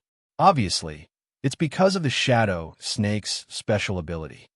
Breaking a tree that was as thick as a water bucket with a body of flesh and blood without feeling any pain was definitely not something a ferocious blood warrior who practiced the blood technique Wolf of the Wind could do. The reason he could do this was naturally because he had the defensive characteristic of the Shadow Snake. As expected, after becoming a vicious blood warrior, I have the speed of an adult Wind Wolf, the strength of an adult Hanhu, and the defense of an adult Shadow Snake. A smile appeared on Gray's face, but quickly disappeared. He took a deep breath and slowly walked towards the forest that blocked the sunlight. What followed next was the main event. Compared to the vicious blood warriors were stronger not only in terms of their physical attributes. They could already use the abilities of their blood fiends. Their battles were no longer limited to a contest of strength, speed, defense, and combat techniques. In their contest, there was an additional aspect, and that was the contest of blood fiends' abilities. Moreover, this ability was more important than strength, speed, defense, and combat techniques. In a battle, relying on the ability of blood fiends to turn the tide of the battle could be said to be common in battles between vicious blood warriors and above. Now, other than testing the power of his blood fiend's abilities, he also needed to verify his conjecture. Whether or not consuming blood fiends can give me the ability of other blood fiends will soon be verified. After taking another deep breath, Gray walked towards the shadow of a tree that was as thick as an adult's arm around it. Then his entire body was submerged in the shadow. Buzz. The moment he walked into the shadow, Gray did not need to try anything. It was as if he had a sudden inspiration and knew what to do. With a thought, Gray's entire body was covered in a layer of shadow. He merged with the surrounding shadows and became a part of the shadows. Shadow ability. This is the shadow ability. Feeling that he had merged with the shadow, Gray could not help but be delighted.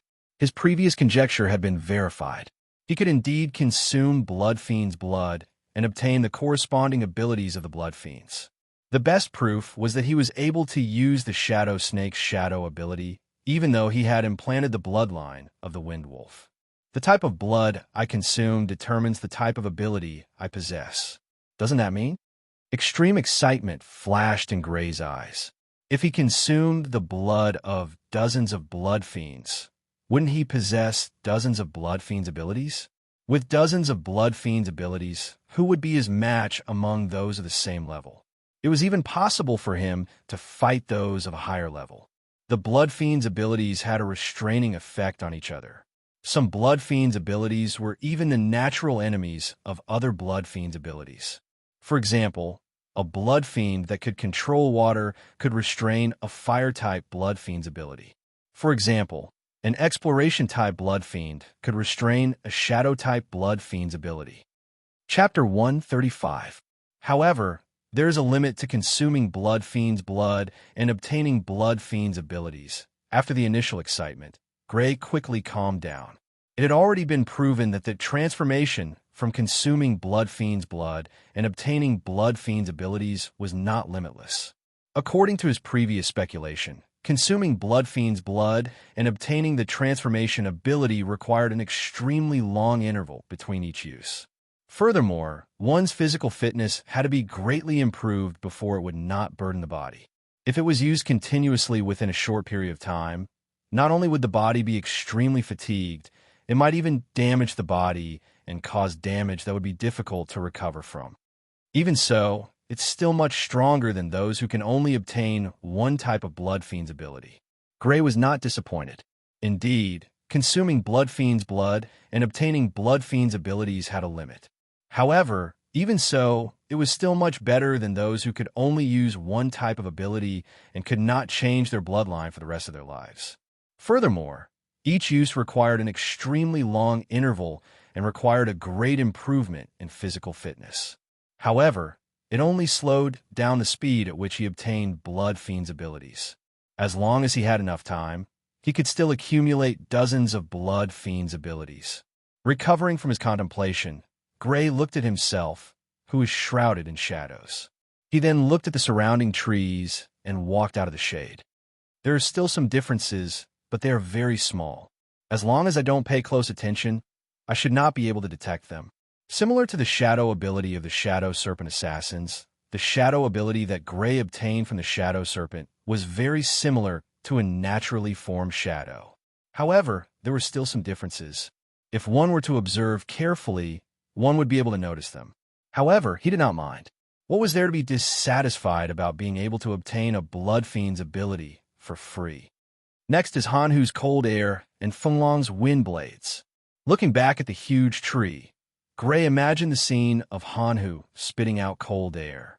1 minute, 2 minutes, After a few minutes, Gray's expression slowly became strange.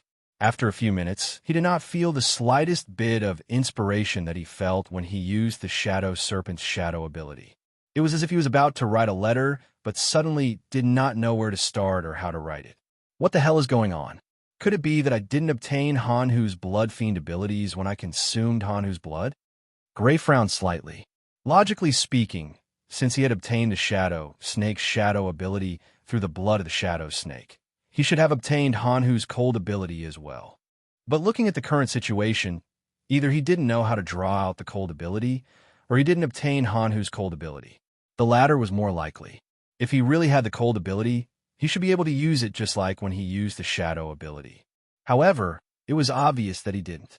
Could it be that consuming the blood of the Blood Fiends does not guarantee that one will obtain the corresponding Blood Fiend's abilities?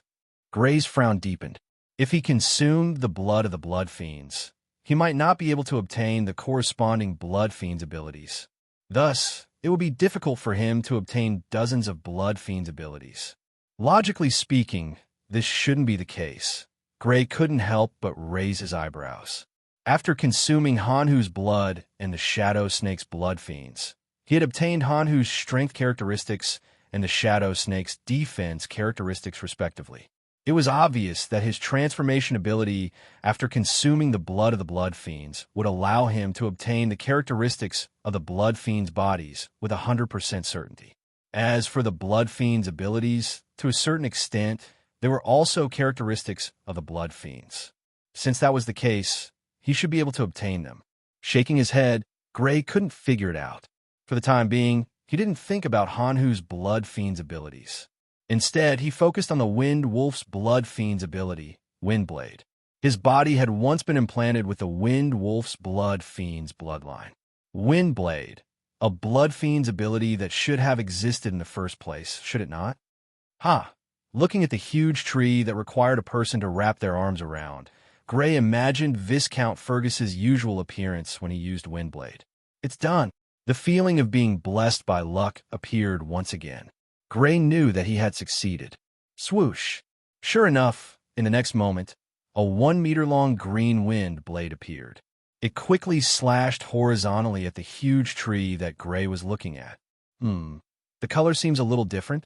Gray didn't know if it was an illusion, but Gray felt that the color of this wind blade was slightly different from the wind blade that Viscount Fergus usually used. It was also cyan in color, but this wind blade had a texture that was similar to cyan crystals. Gray hadn't seen anyone other than Viscount Fergus who practiced the blood technique, Wind Wolf, and became a ferocious blood warrior using Windblade. He wasn't sure if this difference was due to an individual difference. Puff! With the speed of the Windblade, the distance of more than 10 meters was covered in the blink of an eye. With a muffled sound, the wind blade slashed the huge tree that required a person to wrap their arms around. What? When the wind blade slashed the huge tree, Gray almost cried out in surprise. The huge tree that required a person to wrap their arms around, under the wind blade slash, was like a knife cutting through butter. It was split into two halves from a middle. Rumble. The huge treetop collapsed with a roar and fiercely smashed into the ground, causing the ground to tremble slightly. But this wasn't the reason why Gray cried out in surprise. Splitting a huge tree that required a person to wrap their arms around, Viscount Fergus could also achieve this level of power because he had seen it before. What really shocked him was the change in the tree that was split apart. Caca, accompanied by a crisp sound. Where the wind blade had slashed the huge tree, there was actually a white crystal that spread out. It spread down to the roots of the entire tree, and after spreading up a few meters, it finally stopped. The area that was spread out seemed to have suddenly turned into a white crystal, and traces of smoke were emitted. The temperature in the air suddenly dropped by a few degrees. This is the effect of cold air. Gray was very sure that the phenomenon of white crystals appearing on the two ends of the tree was the effect of the cold air that Hanhu had used before. How can this be? How can the wind blade have the effect of cold air?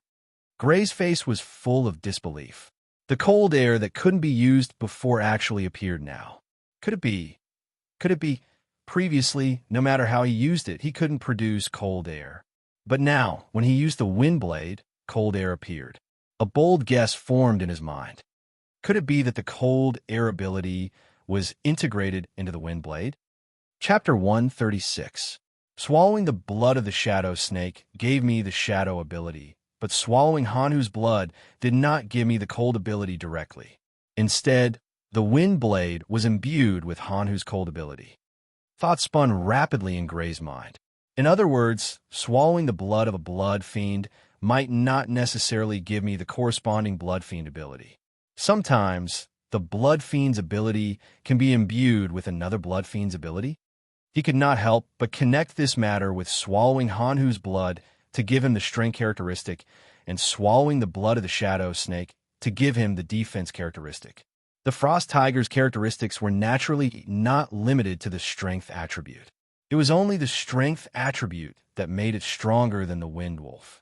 Naturally, the shadow snake's characteristic was not only the defense characteristic, but also the defense characteristic that was stronger than Hanhu's and the wind wolf's. In other words, his transformation ability of swallowing the blood of a blood fiend and obtaining the blood fiend's characteristic did not mean that he absorbed the blood fiend's original ability. Instead, he absorbed its advantages and fused them with his own body to make himself stronger. Because the shadow ability could not be fused with similar abilities and could not be combined with other abilities to create a stronger ability, it existed on its own. As for the cold ability, it could be fused with the wind blade to create a stronger ability and make himself stronger. Therefore, it was fused with the wind blade, absorbing the advantages and fusing them with my own body to make myself stronger. Is this the essence of transformation? Gray felt that he had a more direct understanding of the transformation ability of swallowing the blood of a blood fiend and obtaining the blood fiend's characteristic. The transformation ability was the ability to absorb the characteristics of other blood fiends to make oneself stronger. As long as it was an ability or characteristic that could make oneself stronger, it would be absorbed and fused with one's own body. If it could not make one stronger, it would be discarded. Of course, that was not all. The transformation ability's reference standard was not only the characteristic itself, but also the strength of the characteristic. It was because of this characteristic that his strength could increase so quickly. At night, in the Fergus family restaurant. After eating dinner, Gray was about to order another meal, as usual, when he suddenly stopped. "You're full." Gray was inexplicably shocked. In the past, he would have to eat 3 servings for every meal before he felt full. But tonight, he only had 1 serving of dinner, and he was already full. "Young Master Gray, would you like another set of dinner?" Seeing that Gray did not say 1 more serving for a long time, a dining maid who knew Gray's appetite very well stepped forward and asked respectfully to Gray. "No need." Gray shook his head slightly. Upon hearing Gray's unexpected answer, the members of the Fergus family who were eating couldn't help but raise their heads and look at Gray in astonishment. "Gray, is the dinner not to your liking?" Viscount Fergus asked with a frown. This was the first time Gray had done this ever since his appetite had increased. "No, I just don't have much of an appetite today." Gray shook his head. "Tell the kitchen to change the dishes tomorrow." Viscount Fergus thought for a while and instructed Madame de Milan. "Yes, master." Madame de Milan nodded. After dinner, Gray returned to his bedroom. "My appetite has returned to normal," which means, as for his appetite returning to normal, Gray already had a rough idea about it. According to his initial conjecture, there were a total of 2 transformation states in his ability to obtain the characteristics of the blood fiends after consuming their blood. The first transformation state was the period when he had just consumed the blood. In this state, he would absorb the characteristics of the blood fiends that were superior to his own body and integrate them into his body. The second transformation state was a long period of time after the first transformation and lasted for a longer time. In this state, the strength of the characteristics of his body would rapidly increase and eventually reach the strength of the blood fiends that provided him with the blood. Simply put, the strength of the blood fiends that he consumed would ultimately be comparable to the blood fiends that he consumed. If he were to consume the blood of a king beast, his strength would rapidly grow to be comparable to that of a king beast. Of course, this was only if the blood of a high-level blood fiend was highly corrosive. Under normal circumstances, if he were to consume the blood of a king-level blood fiend, he would most likely be corroded by the blood of a king-level blood fiend. He would either turn into something that was neither human nor ghost, or he would explode and die. This was mentioned in some of the books that he had read about blood fiends. I'm afraid that my appetite has decreased because the second transformation has ended. The second transformation was the reason for Gray's rapid increase in strength in a short period of time. However, as a price, his appetite would become very large. Now that his appetite had returned to normal, it should be because the second transformation had ended. As for why the second transformation had ended, it was not difficult to understand. He had consumed 3 types of blood: Wind Wolf, Hanhu, and Shadow Snake. These 3 types of blood fiends were comparable to the ferocious blood warriors. Now that his strength had reached the level of a ferocious blood warrior, the strength of his corresponding characteristics was comparable to these 3 types of blood fiends. Simply put, since he had reached the limit of 3 types of blood vessels, the second transformation had naturally ended.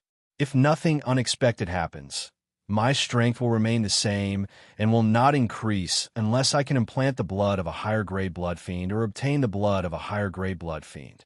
The cultivation of a blood warrior required the implantation of blood vessels and the corresponding blood technique. As he possessed the transformation ability of consuming blood fiends and obtaining blood fiends' characteristics, he should be able to skip the step of implanting blood vessels. He only needed to obtain the blood of a higher-grade blood fiend to increase his strength again. However, since he had not implanted the blood of a higher-grade blood fiend or consumed the blood of a higher-grade blood fiend, it was naturally impossible for him to increase his strength again. Of course, consuming the blood of a blood fiend is equivalent to implantation. No, it should be said that the blood of the corresponding blood fiend is integrated into the blood vessels. This is only my guess, and there is no way to verify it at the moment. If he had a portion of Wind Wolf's blood and the blood technique of the Wind Wolf, he would immediately be able to verify whether his guess was correct. If the transformation really allowed him to obtain the blood of the Wind Wolf by consuming its blood, then he would be able to cultivate the blood technique deduced from the Wind Wolf. If he could not, then it would mean that his previous guess was wrong. Consuming the blood of the corresponding blood fiend would not allow him to integrate the blood into his body. However, Gray felt very confident about this guess. Chapter 137. 3 days later, in the empty land south of Fergus Castle. As expected, I can no longer improve, Gray muttered to himself as he stopped training. 3 days had passed, but his strength had not improved in the slightest. When he was training in blood techniques, he did not feel the slight numbness that he usually felt when he was training. Originally, the process of training in blood techniques was a process of using blood techniques to temper the body. Therefore, when he was training in blood techniques, he would feel a slight numbness in his body. But now, when he was training in blood techniques, he did not feel this slight numbness. In other words, even if he continued training, he would not be able to obtain the effect of tempering his body. I have to tell Viscount Fergus that my strength has reached the vicious blood warrior level. Otherwise, my strength will really stagnate. He did not have the ability or means to obtain the blood of a higher-grade blood fiend or blood techniques. If he wanted to improve again, he would have to rely on the Fergus family and Viscount Fergus. Therefore, it was necessary to tell Viscount Fergus that he was already a vicious blood warrior. Hopefully, Viscount Fergus will not be too surprised if there is an example of someone who has improved their strength to an upper blood warrior. Previously, he had considered that it would be too abrupt to suddenly say that he had reached the vicious blood warrior level. Therefore, he had immediately told Viscount Fergus after he had reached the upper blood warrior level so that Viscount Fergus could accept his training speed to a certain extent. Only in this way would Viscount Fergus not be too surprised when he heard that his strength had reached the vicious blood warrior level. Of course, the reason why he dared to do this was because he knew that Viscount Fergus wouldn't do him any harm. The two of them had the same interests, or rather, the faster his strength increased, the happier Viscount Fergus would be. Knock, knock, knock. He arrived at Viscount Fergus' study and knocked on the door. However, there was no response for a while. Not in. He pushed open the door and looked inside. Indeed, the study was empty. Viscount Fergus was not inside. Could he be in the training room at this time? Gray quickly thought that Viscount Fergus might be in the training room, so he walked to the training room behind the castle hall. As expected, when he arrived outside the training room, he noticed that the door was locked from the inside. Clearly, there was someone inside. If he wasn't wrong, it should be Viscount Fergus cultivating his blood magic inside. After waiting for about half an hour outside the door to the cultivation room creaked open with the sound of footsteps. Gray. After opening the door and seeing Gray standing outside, Viscount Fergus was slightly surprised. He asked casually after wiping the sweat on his forehead with a towel, "Why are you looking for me?" "Father, my strength has reached the ferocious blood warrior level." After looking around and seeing that there was no one else besides him and Viscount Fergus, Gray no longer hesitated and spoke. Hearing Gray's words, Viscount Fergus nodded subconsciously at first. Then his eyes suddenly widened, staring at Gray as if they were about to pop out. "You said your strength has reached the level of a ferocious warrior?" Indeed, the time it took Gray to advance from a middle-rank blood warrior to a high-rank blood warrior was extremely short. This already gave him a certain understanding of Gray's speed of advancement.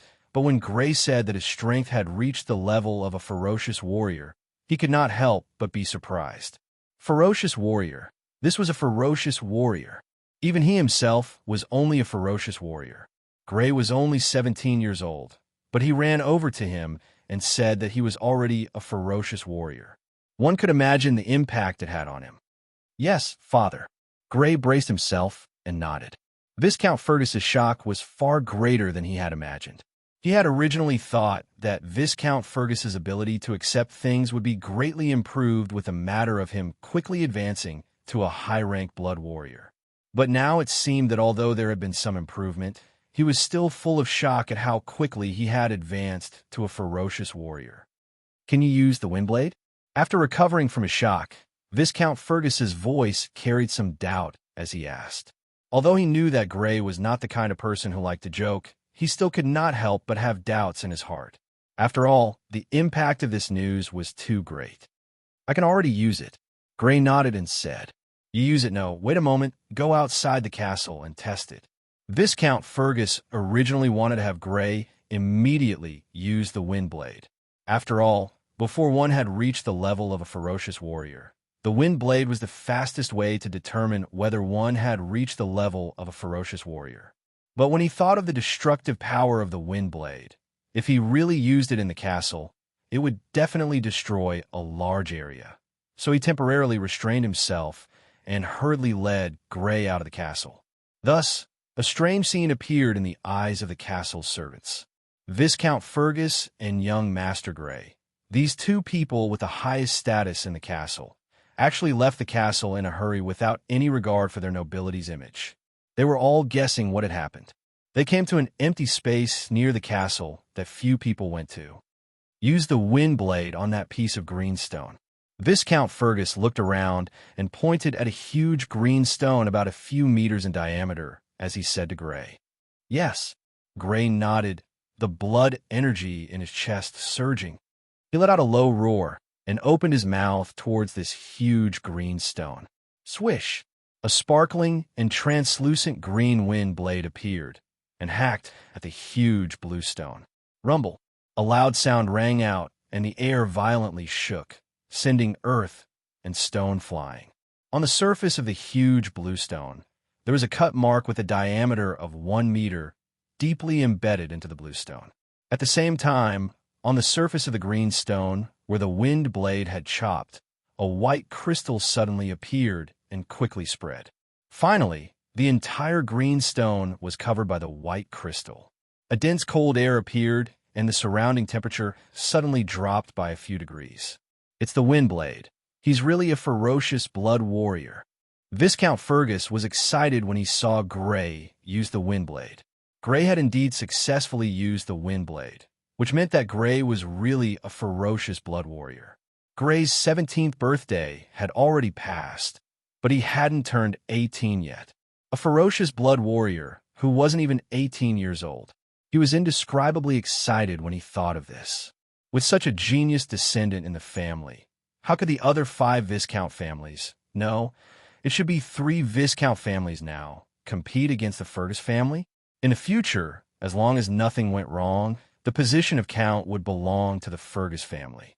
The cold air ability, the wind wolf bloodline you implanted, is indeed a mutated bloodline. When he saw the ice crystals attached to the surface of the green stone and felt the surrounding temperature drop abruptly, the joy on his face became even more pronounced. Although he had already determined that the bloodline Gray implanted was possibly a mutated bloodline from the abnormal recovery rate of the power of blood, he hadn't dared to be certain. But now he was absolutely certain. After all, it was impossible for the wind wolf to possess the cold air ability. For such a situation to occur, the bloodline was definitely a mutation. Moreover, this mutation was clearly in a good direction. After all, the wind blade with the cold air would definitely be stronger than the normal wind blade. Gray and Viscount Fergus, whose face was still filled with shock, returned to the castle. After telling Gray to wait for him in the study, Viscount Fergus hurriedly left. When he reappeared, there was an additional tray in his hands. On the tray, there were 2 small bronze bottles the size of a baby's palm, as well as a bronze cup with complicated patterns that was much larger than the ones used to consume blood from blood fiends. Placing the tray on the coffee table, Viscount Fergus opened one of the small bronze bottles and carefully and slowly poured the liquid within into the bronze cup.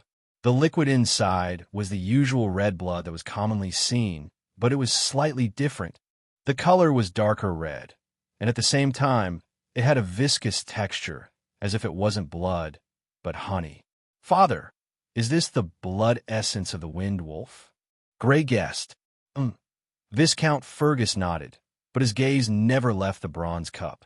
His actions were careful and cautious. After pouring the last bit of red blood from the small bronze bottle into the bronze cup, he picked up the other small bronze bottle and opened it, pouring it into the bronze cup. Immediately, a purple liquid flowed out, accompanied by a strong medicinal smell. This should be a matching medicine. Gray guessed in his heart. The implantation of a bloodline not only required the essence of a blood fiend, but also required the corresponding medicine to dissolve and assist. If one didn't know how to prepare the medicine, even if one had the essence of a blood fiend, it would be difficult to successfully implant the bloodline. His gaze couldn't help but be fixed on the bronze cup. The purple liquid flowed in, as if a chemical reaction had occurred. In the bronze container, the originally viscous red blood gradually began to fuse with the purple liquid. The color slowly changed from a clear red and purple to a reddish purple. Finally, there was only a reddish-purple liquid left in the cup. Phew! Only now did Viscount Fergus let out a sigh of relief. The blood essence of the wind wolf was extremely precious. Even with the Fergus family's background, it wasn't something that could be obtained easily. Therefore, his actions were so careful and cautious. "Consume this." His voice paused slightly, and Viscount Fergus added, "Compared to the wind wolf is much stronger, and the corrosive properties of its blood essence is also much stronger. Therefore, after consuming it, the body will have a reaction, such as heating up. This is a normal phenomenon. Don't be nervous, just bear with it." Yes. Hearing that during the process of implanting the wind wolf's blood, there would be a reaction similar to metamorphosis, Gray was completely relieved. Gulp, gulp. Lifting the bronze cup, he gulped down the liquid in large mouthfuls. In a few gulps, he had finished the liquid in the bronze cup. The taste was very strange. The smell of blood, accompanied by the smell of medicine, was simply a mixture of 2 of the most disgusting things, mixing them into something even more disgusting. However, Gray didn't have time to express his thoughts. Whoosh! The boiling heat had already appeared in his stomach, spreading to every part of his body. Then, an intense numbing sensation appeared. Chapter 138. After an unknown amount of time, the heat and numbness subsided. When Gray regained his senses, his entire body was soaked in sweat. His entire body reeked of sweat, and his hair was stuck together. This made him extremely uncomfortable, and he could not help but wrinkle his nose. "How do you feel?" Viscount Fergus, who had been observing his changes, asked. "I feel very tired," Grey replied truthfully.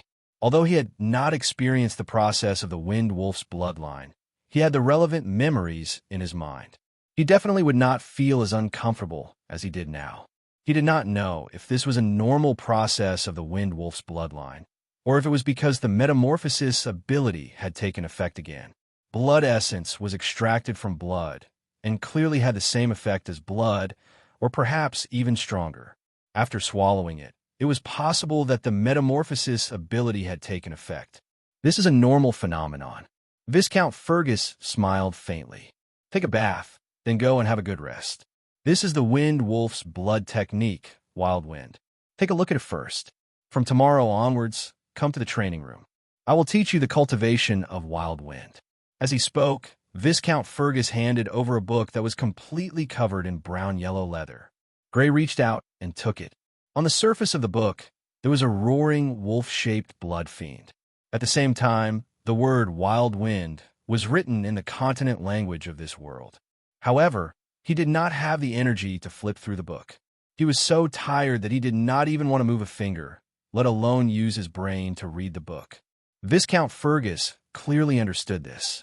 He had experienced the process of the Wind Wolf's bloodline implantation and naturally understood Grey's current state. He rang the bell, called the servant, and left with Grey. Grey made an exception and allowed the maid Barbara to scrub him. Then, he returned to his bedroom and fell into a deep sleep. He did not get up for lunch. It was only in the afternoon that he woke up from his deep sleep. Ding dong, ding dong. He rang the bell at the head of the bed.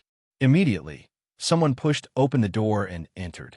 The slender maid Barbara, wearing a black and white maid uniform, walked in and said to him, "Young Master Grey, you are awake." "Yes." Grey sat up and asked, "What time is it now?" "It is around 5 in the afternoon," replied Barbara, the housemaid. Grey nodded and got dressed. He had slept for about 7 to 8 hours.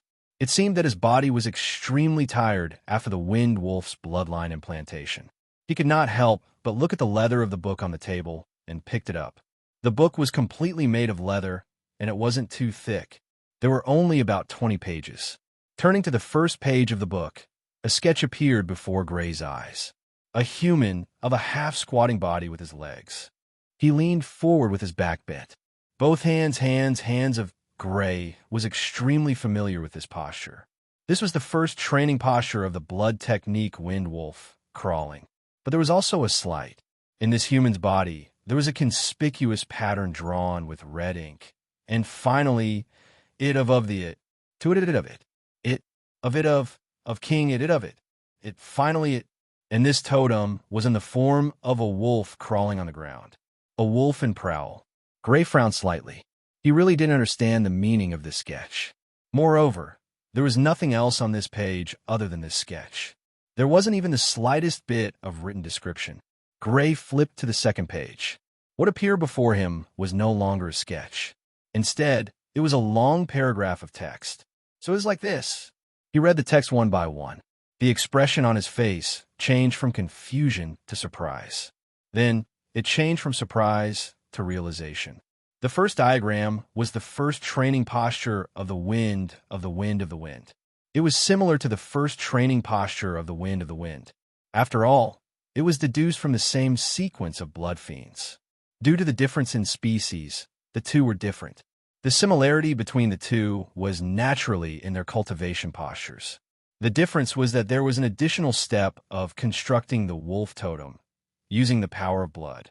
Simply put, it was to use the power of blood as a brush and ink to wander and draw between the various organs in the body, finally forming a special totem of a wolf crouching on the ground. According to the description in the book, when the external training posture reached the standard and the wolf creeping totem was formed on the inside, the shadow of the Gale Wolf would form on the outside of the body to temper the body. This was the cultivation process of the first posture of the blood technique, Wild Gale. The blood art I've cultivated, Wind Wolf, has almost become an instinct. It shouldn't be a problem for me to perfectly imitate the posture of a crouching wolf. The difficult part should be to mobilize the power of blood and draw the totem of a crouching wolf in my body. Obviously, the biggest limitation of the first posture of the blood technique, Wild Wind, was how to accurately use the power of blood to draw the wolf totem in his body. After making sure that he understood the content, Gray continued to flip through the book. Soon, Gray finished reading the entire book. The blood technique, Wild Gale, was the same as Wind Wolf. There were a total of 4 cultivation postures: crouching, pouncing, biting, and facing the sky. However, there was an additional step of using the power of blood to draw the wolf totem in different postures. When cultivating these 4 cultivation postures, not only did he have to maintain the cultivation postures on the outside, he also had to use the power of blood to draw the corresponding wolf totem on the inside. I'll start memorizing from the first totem. Gray flipped to the first page and started memorizing. The power of blood started from the heart and curved upwards to the collarbone. Then, it formed the head of a wolf and curved downwards. At the lungs, it formed the 2 front limbs of a wolf. It continued downwards to form the 2 rear limbs of a crouching wolf. Then, it formed the tail of a wolf at the navel. It curved upwards to form the spine of a wolf and returned to the heart. The power of blood was a very special power. It was produced by the body and could strengthen the body, but it could also easily penetrate the body. This was also the basis for successfully using the power of blood to draw the totem without encountering any obstacles. After memorizing the totem for a long time, Gray wanted to try cultivating it. Dong, dong, dong. There was a knock on the door, and Barbara's voice came from outside. "Young Master Gray, it's dinner time." Gray raised his head and looked out of the window. Indeed, the sky was gradually darkening and dinner time had arrived. He hid the blood technique, Wild Gale, in a secret place in the room before opening the door and following Barbara to the dining hall. "Brother, are you all right?" Once they reached the dining hall, everyone except Viscount Fergus could not help but look at him. Sarah even came forward and asked worriedly. The fact that Gray was already a ferocious blood warrior was kept a secret from everyone in the castle. Thus, Viscount Fergus did not say that Gray was tired from the implantation of the Wild Gale Wolf's bloodline. He only said that Gray was a little uncomfortable. "I feel much better after a nap," Gray said with a smile. Sarah carefully observed Gray. After confirming that there was nothing wrong with Gray, she heaved a sigh of relief and smiled sweetly. "That's good." During dinner, Gray once again regained his previous appetite. Not only that, he had even increased it, eating enough for 4 people. Seeing him like this, everyone was completely relieved. Even his original appetite had returned. Evidently, Gray should be fine. It was worth mentioning that the happiest person was none other than the head chef of the castle. These few days, Gray's poor appetite had caused the head chef to be haggard. He cooked up different delicacies every day, but none of them could make Gray regain his previous appetite. This made him very worried. One had to know that Gray's current status in Fergus Castle was only below Viscount Fergus, because his strength had reached the level of an upper-level blood warrior. Even Madame de Milan was slightly inferior to him. He was truly worried that such a master would lose his appetite. He was afraid that he would be kicked out of the Fergus family. Chapter 139. A few days later, in the castle's training room, Gray was half-squatting, his hands hanging down, his head facing the sky, and his mouth wide open like a wolf howling at the sky. At the same time, the power of blood left his heart and began to wander around his body, finally returning to his heart and forming a roaring wolf totem. Whoosh! The moment the wolf totem was formed, Gray had an unknown resonance with the outside world. It was as if it was responding to the roaring wolf totem in Gray's body. In the training room, the air began to flow in an abnormal manner. It was clearly a closed room, but there was the sound of wind blowing. In the training room, with Gray as the center, the wind whistled and circled around Gray, as if it was an invisible spirit that was wandering around him. With the appearance of this strange wind, a large amount of green light suddenly appeared, quickly converging towards Gray. They gathered around Gray in large numbers, increasing in number. Soon, they formed the outline of a wolf's head, torso, limbs, and tail. Finally, a creeping wolf, formed by the green light, appeared in the training room. Even the hair on its body could be seen clearly.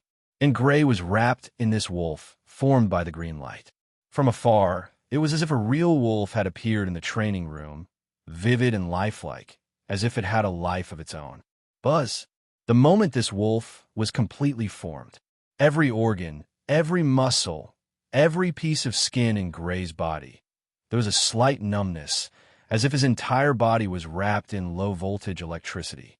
Whoosh! Suddenly, Gray, who was wrapped in the wolf formed by the green light, stood up from his half-squatting position. And with this action, the wolf formed by the green light that enveloped him slowly became blurry, slowly melted, and finally disappeared completely. Not even a trace of its existence could be found, as if it had never appeared. But there was no doubt that it did exist. Not bad. You can already use the 4 training postures skillfully. Beside Gray, Viscount Fergus nodded in satisfaction and said, "From now on, you can train on your own." For the past few days, he had been teaching Gray the cultivation of the blood technique, Wild Gale. Although there were books that introduced blood techniques in great detail, understanding and executing them were 2 completely different things. Using the power of blood to draw the wolf totem in his body, the slightest mistake could lead to a huge error. Even the slightest difference was enough to cause the entire process to fail. With the guidance of a skilled person, it would obviously save a lot of time to fumble around, and it would also be able to correct the mistakes in the cultivation in time. Seeing that he had easily resonated with the outside world and attracted the green light that converged into the shape of a wolf, Gray revealed a smile on his face.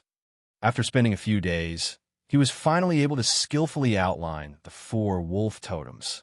It resonated with the outside world and guided the green light wolves to temper his body. Due to his transformation ability, he had consumed the Wild Gale wolf's blood essence and was once again in the second transformation state where his strength rapidly increased. Even if he did not cultivate the corresponding blood technique, his strength would still increase. However, the cultivation of the blood technique would allow his cultivation speed to be faster than the second transformation. Naturally, he would not give up on the cultivation of the blood technique. The cultivation of the Wild Gale blood technique causes too much of a commotion and is not suitable for outsiders to see. Later, ask the housekeeper to arrange for a warehouse to be vacated as your personal cultivation area. Yes, Father. After leaving the cultivation room, Gray found the housekeeper, Nick, and instructed him about the cultivation area before heading to the bathroom. In the bathroom, Gray lay on his back in the bathtub. He was already very familiar with the cultivation of the Wild Gale blood technique. The cultivation room that had been converted from the warehouse should be ready for use tomorrow. However, Gray did not plan to officially start the cultivation of the Wild Gale blood technique tomorrow. It's time to take a look. Ever since he had gone to the Imperial remains in the Red Leaf Forest, Gray had been constantly thinking about that place. After all, there were millions of gold coins there. Gold coins from the Imperial period 1,000 years ago were different from the current gold coins and could not be directly used as gold coins. However, even if they were smelted and sold as gold, they would still be worth 1 or 2 million gold coins. It was impossible for him not to covet such a huge sum of wealth. He had long planned to explore it. However, the remains were located in the inner regions of the Red Leaf Forest and were already infested with murderous level blood fiends. Without the strength of a ferocious blood warrior, one would definitely die if they encountered them. I wonder if the people who visited the remains before us have returned? The few people who had visited the remains before him, Viscount Fergus and Bernal, were undoubtedly powerful. Conservatively speaking, there would be at least a ferocious blood warrior in the group. Back then, they had been forced to give up such a huge sum of wealth because they were afraid of encountering these powerful people. Now, that such a long time had passed, if the other party had really planned to transport all the gold coins away in batches, then the millions of Imperial gold coins should have been moved away by now. On the other hand, if the millions of Imperial gold coins had not been moved, it meant that the few people before them had already given up on the Empire's gold coins for some reason. The Fergus family could naturally secretly transport these gold coins back to the Fergus family without any misgivings, melt them into gold, and sell them. Should I call Viscount Fergus along? After some consideration, Gray finally gave up on calling Viscount Fergus. Firstly, Viscount Fergus had already decided to give up the gold coins. Now that the matter was brought up again, Viscount Fergus might not agree. Secondly, he was confident that with his current strength, he would be able to head to the remains alone. Currently, he possessed the speed characteristics of the Wind Wolf, the strength characteristics of the Hanhu, and the defensive characteristics of the Shadow Snake. In addition, after mixing, his power had greatly increased. He had named the hybrid Blood Beast ability Icy Windblade, as well as the ability to hide in the shadows. With all these characteristics and abilities added together, his current strength was definitely known for being valiant even among the ferocious blood warriors. With this kind of strength, heading to an area with only ferocious blood fiends was not very dangerous. In addition, he also possessed infrared perception, so it was almost impossible for him to be ambushed. The danger level was even lower. After walking out of the bathroom, Gray summoned the maid Barbara and instructed her. Ask the kitchen to prepare a day's worth of rations for me. I want to go hunting tomorrow. Yes, young Master Gray. The maid, Barbara, answered and left. She did not feel that there was anything wrong with Gray preparing to go hunting tomorrow. It was a common thing for nobles and aristocrats to hunt. This was already a pastime for them. Chapter 140. The next day, after breakfast, Gray left the castle with the dry rations, water, and other tools that he had prepared the day before. He rode an ordinary horse at the horse farm and headed straight for the Redleaf Forest. 2 hours later, he arrived at the edge of the Redleaf Forest. He found a remote place to tie up the horse, carried a leather backpack, and walked into the Redleaf Forest. Puff, puff, puff. After all, this was the outer area, and he would only encounter some ordinary beasts. He did not hide his tracks at all and headed in the direction of the Imperial ruins in his memory. Along the way, he was attacked by beasts from time to time. In response, he only needed to swing his sword to cut the attacking beast in half. Avoiding the splattering blood, he moved forward at a constant speed. Killing beasts that were not even at the level of a low-level blood warrior was as easy as chopping vegetables for him now. Whoa! A black bear's feet left the ground, and its huge paw slammed toward Gray. Its whole body was covered in black fur. Compared to its peers, it was taller and had already reached 3 meters. In its open mouth, its teeth were huge and sharp, and there was also a pungent stench. Swoosh! The moment its huge paw slammed toward Gray, Gray stomped lightly on the ground, and his speed suddenly increased. In an instant, he passed by the black bear. The black bear paw stopped in midair, as if it had forgotten to slam down. Its ferocious head maintained its open mouth, but it did not close again. Splat! A red line of blood appeared at its waist, and blood rained down.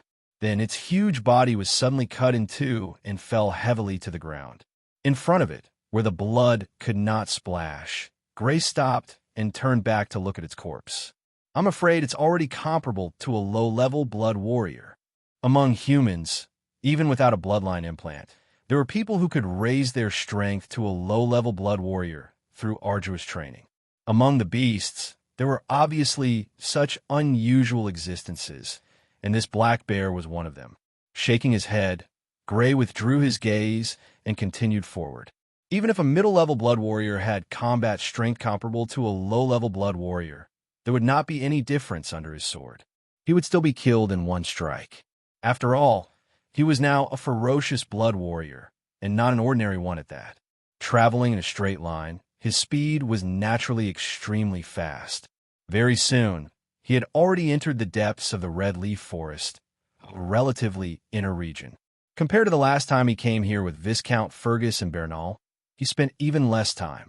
After all, Viscount Fergus couldn't display his speed when he and Bernal were present. But this time, he was a ferocious warrior, so his speed was naturally extremely fast. After arriving here, he became much more cautious in his actions.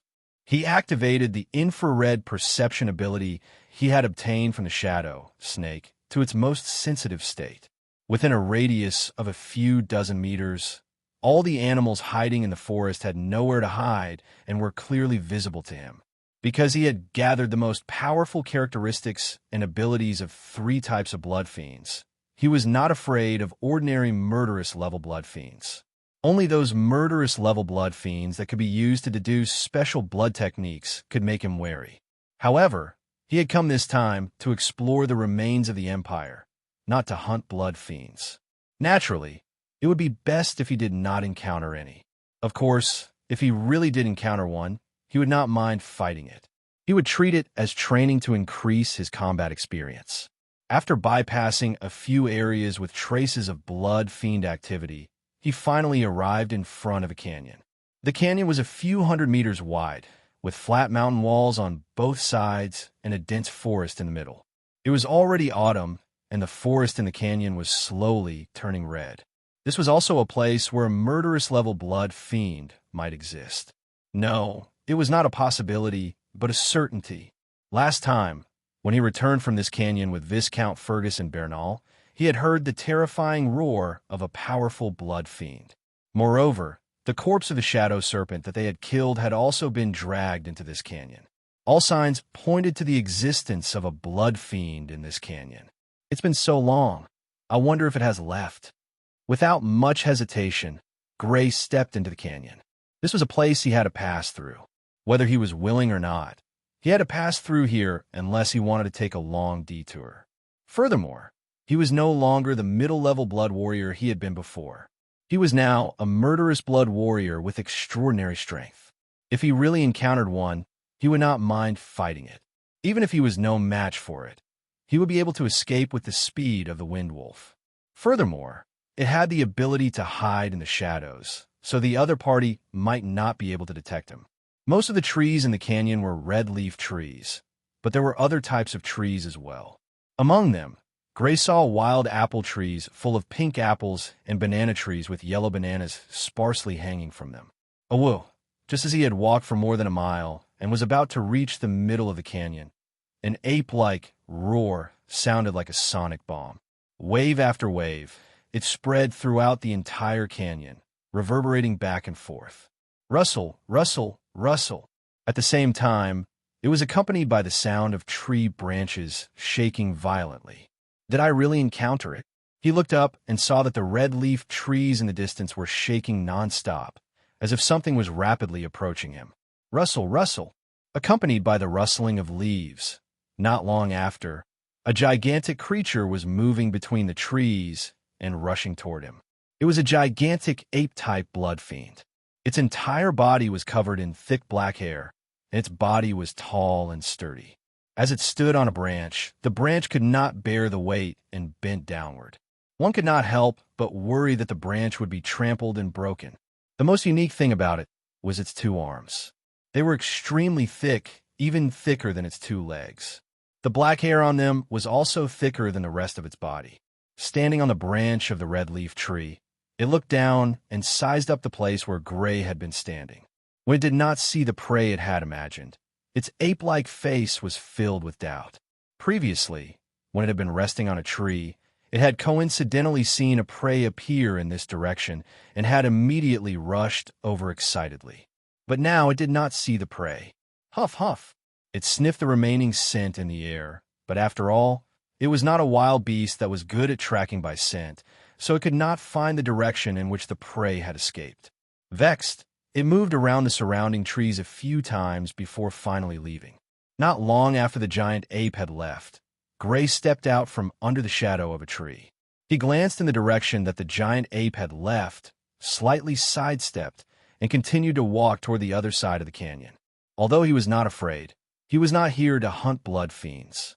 Hence, he chose to hide in the shadows to avoid the giant ape.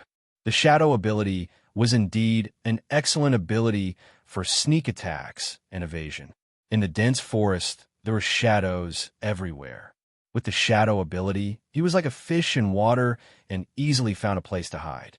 After passing through the canyon and walking a few more miles, surrounded by red-leaf trees, a cluster of buildings that extended for thousands of meters appeared in front of him. Desolate, secluded, and cold, it It was as if the world had abandoned it. This was naturally the ruins of the Empire. He walked into the ruins and found the entrance to the secret room with ease. He took out a simple rune lamp and carefully passed through the tunnel that might still have some remaining mechanisms. He entered the underground space that was more than 1,000 square meters in size. The underground space was the same as the last time he had been here. It was extremely spacious. The rune lamp above his head was still emitting light, and the metal giant that had been cut into two was still in its original position. He walked straight to the room on the right wall where the gold coins were. His eyes were filled with anticipation and apprehension. The few people before them had already given up on the gold coins of the Empire. This was only his guess, and now it was time to verify this guess. He looked inside, and the next moment, his face was filled with extreme joy. I guessed right. Chapter 141. Those people really did give up on the Empire's gold coins for some reason. The reason why Gray came to such a conclusion was that after those people left, they did not hide the entrance of the secret chamber. If they really valued this batch of Empire's gold coins, they definitely wouldn't have done so. Now that he had confirmed it, those people really didn't plan on coming back to take away these gold coins. Even if it's melted into gold, it's still worth 1 or 2 million. Gray's eyes shone. Gray didn't know how much wealth the Fergus family had, but he knew how much wealth the Oliver family, a Viscount family similar to the Fergus family, had. After all, he had participated in the operation to destroy the Oliver family. The entire Oliver family had accumulated several generations of wealth over hundreds of thousands of gold coins. Yet the gold coins here were worth 1 to 2 million gold coins. One could imagine how much wealth this was. How do I move these gold coins away? The weight of several million gold coins added together was at least a few dozen tons. If he were to move them back and forth alone, it would take at least a few months. Even with Viscount Fergus, it would still take 1 or 2 months. Looks like I have to kill that giant ape when I return. It was obviously impossible to spend so much time doing this kind of manual labor. Therefore, if he wanted to move all these gold coins away in a short period of time, he had to bring a large number of people, at least a few dozen. If a team of a few dozen people were to move in the forest, they would definitely cause quite a commotion. He couldn't be sure about other places, but the location of the canyon would definitely alarm the giant ape. Therefore, killing that giant ape was imperative. Although he could wait for the next time Viscount Fergus led a team to kill this giant ape, there were benefits to being alone. Although he would have one more helper if he joined forces with Viscount Fergus, he would be restricted because of this. After all, he couldn't let Viscount Fergus know about the Hanhu's strength, the Shadow Snake's defense, and the Shadow ability. If he did, he would be restricted. On the other hand, if he was alone, although he had lost the support of Viscount Fergus, he would be able to display his true strength because there was no one else present. In the end, he decided to act alone. If he really couldn't handle it alone, he would use his speed and shadow ability to escape. His safety shouldn't be a problem. For the upcoming battle with the giant ape, Gray didn't take away a single gold coin. He left the secret room and moved some stone slabs over. After blocking the entrance of the secret room, he left the Imperial Ruins. The Imperial Ruins were only a few kilometers away from the canyon. Even if he had to be on guard against the Blood Fiends, Gray quickly arrived at the canyon. After entering the canyon, Gray slowly walked in the direction where the giant ape had appeared. Using his shadow ability, he moved from one tree's shadow to another tree's shadow, slowly approaching that place. As he got closer, he could see traces of broken branches on the surrounding trees from time to time. Some were old, and some were fresh. At the same time, the bones of some wild beasts could be seen from time to time. Some of the larger ones were even 2 to 3 meters long. Obviously, these were left behind by the giant ape. It was very likely that the giant ape's lair was ahead. Gray became even more careful. He shuttled between the shadows, carefully groping his way forward. Finally, he found the other party under a cliff. Under the cliff, where the rain couldn't reach, there were many dry branches and leaves, forming a warm and comfortable nest. At this moment, the giant ape covered in black fur was lying in this nest. Beside the cliff, there was a large open space without trees. The open space was covered with all kinds of weeds, but there were many footprints on it. It seems that it's impossible to sneak up on it. After observing the environment near the cliff, Gray judged in his heart. The open space near the cliff was only grassland. There were no tall trees, so he couldn't use his shadow ability to get close. Therefore, it was naturally impossible to sneak up on it. Perhaps he could wait until the giant ape was ready to leave its lair and hunt for food. However, he obviously couldn't wait here for too long, so he could only give up on this option. Sneak attacking from a distance with ice wind blades won't work either. His current position was too far away from the giant ape. If he used the ice wind blades, the giant ape would have enough time to react and dodge. Moreover, the ice wind blades consumed a lot of energy. Even with the density of his blood energy, as a ferocious blood warrior, he could only use it 3 times. Naturally, he couldn't use it without confidence. Whoosh! Judging that there was no better way other than to fight head-on, Gray stepped on the ground and rushed out of the forest, quickly pouncing on the giant ape under the cliff. Oh, although the giant ape was resting, its eyes and ears were extremely sharp. The moment Gray rushed out of the forest, it was already alert. It stood up and let out an angry roar. Then it suddenly stepped on the ground, and the ground seemed to tremble. It left the lair and ran a few meters with each step towards Gray. Its movements were violent, like a giant savage. Whoosh! Gray had already unsheathed the 1,000-skill sword that he had obtained from the Oliver family. With a light leap, he jumped to the same height as the giant ape's head. Then, he quickly slashed at the giant ape's head. Blood energy poured into his hand, allowing the strength of his sword to reach the strongest he could unleash. Whoosh!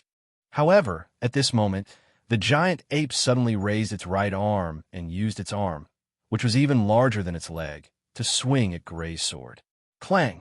The sword and the giant ape's arm collided, and the sound of metal clashing could be heard. It was as if it wasn't an arm made of flesh and blood, but a real iron pillar.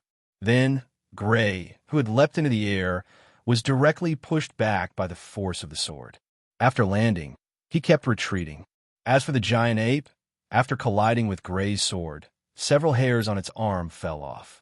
Its huge body involuntarily retreated a few steps, leaving deep footprints on the ground. What great strength! It's probably about the same as my strongest strength now. Holding the sword in his hand, Gray quickly judged in his heart. The giant ape's strength was extremely great. It was almost on par with him, who had Hanhu's strength. And what a strong defense. It was actually able to withstand my full force slash without any damage.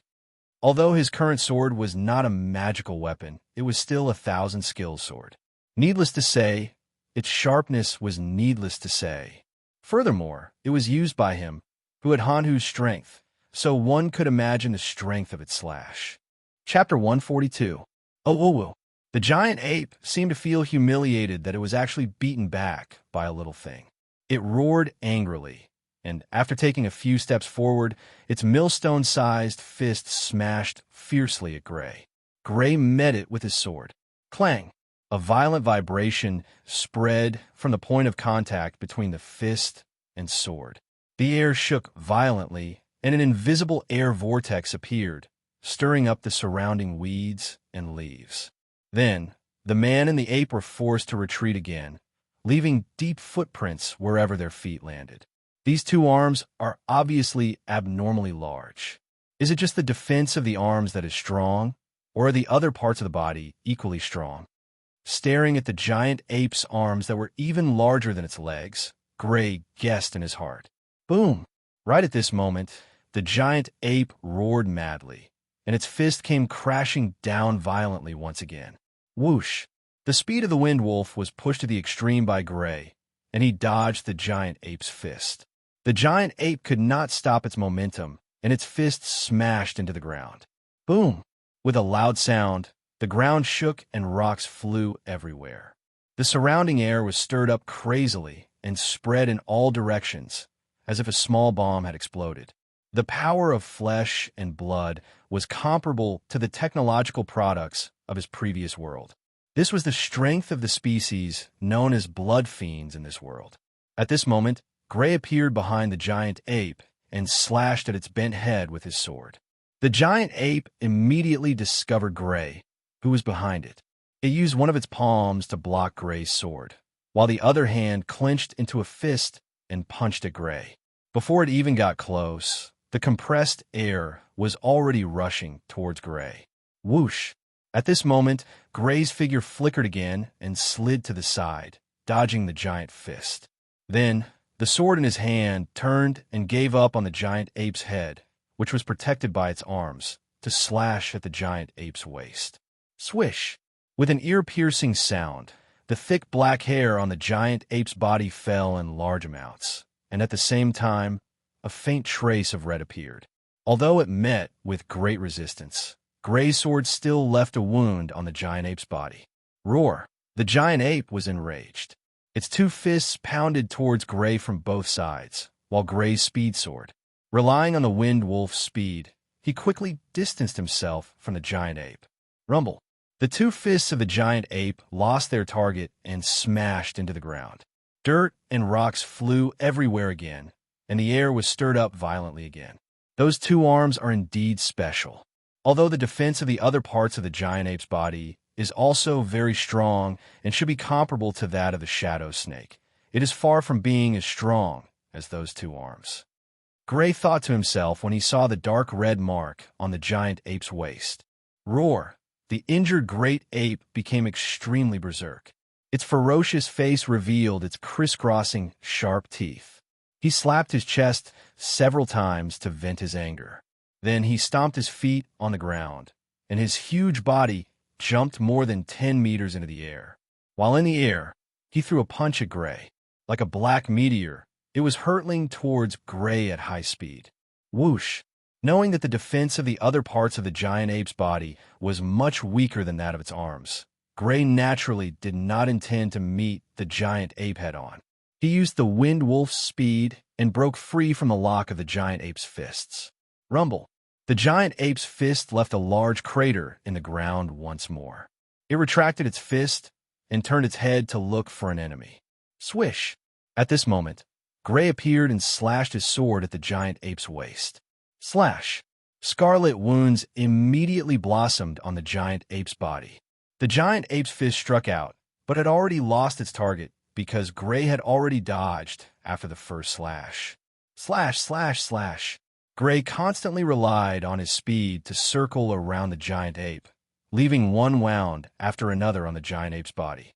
It wasn't that he didn't want to attack the giant ape's head and neck, but that the giant ape's huge arms were always protecting its head, like two shields made of fine iron. He really had no place to attack.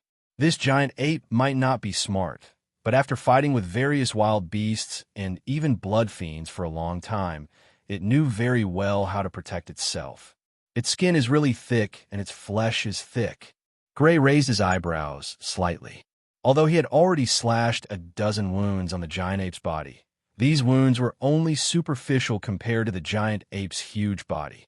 If he wanted to kill the giant ape with these wounds, he would have to slash at least a few hundred times consecutively.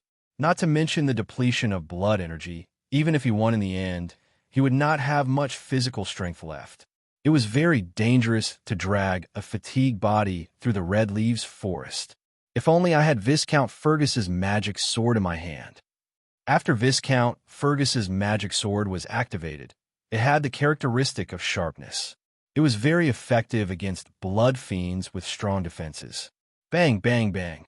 The giant ape chased after him in a frenzy once more. Every step it took caused the ground to tremble slightly. The various animals in the canyon's red leaves forest fled as if they had seen the end of the world. Some fled on the ground, some fled from the trees, and some directly flew. Whoosh! Gray dodged and appeared behind the giant ape. With a leap, he pierced the giant ape's head with his sword. The giant ape turned around, its two arms blocking its head like two shields. Gray's sword pierced one of its arms. Ding! After being pierced by Gray's sword, the giant ape was unharmed except for some hair falling off. However, Gray's strength was not inferior to the giant ape's. Hence, both the giant ape and Gray could not help but retreat. At this moment, Gray suddenly roared. Following his roar, The surrounding air seemed to be pulled by an invisible force. It quickly gathered and compressed together, forming a green wind blade with a slightly crystalline texture. Then, it suddenly shot out and slashed towards the giant ape. Wherever it passed, cold air filled the air. There were even specks of ice crystals on the surrounding grass. Poof! The giant ape, who had its arms protecting its head, did not have time to turn its arms to block the wind blade. The wind blade was already on the giant ape's chest. The sharp wind blade cut into Gray's body like a knife cutting through butter. Even with all his strength, he could only leave a shallow wound on it. However, as expected, a large amount of blood did not spurt out. Crack, crack. With the area where the wind blade cut into the giant ape's chest as the dividing line, a large amount of ice appeared and quickly spread upwards and downwards. It quickly spread throughout the giant ape's body and actually sealed the giant ape in ice, turning it into a huge ice sculpture. The ice wind blade was currently Gray's strongest trump card. Its effect was terrifying. Not only did it leave a huge wound on the giant ape's chest, but it also sealed the giant ape in ice. However, he did not dare to use it casually. It consumed too much of his blood force. With his current blood force as a ferocious blood warrior, he could only use it 3 times.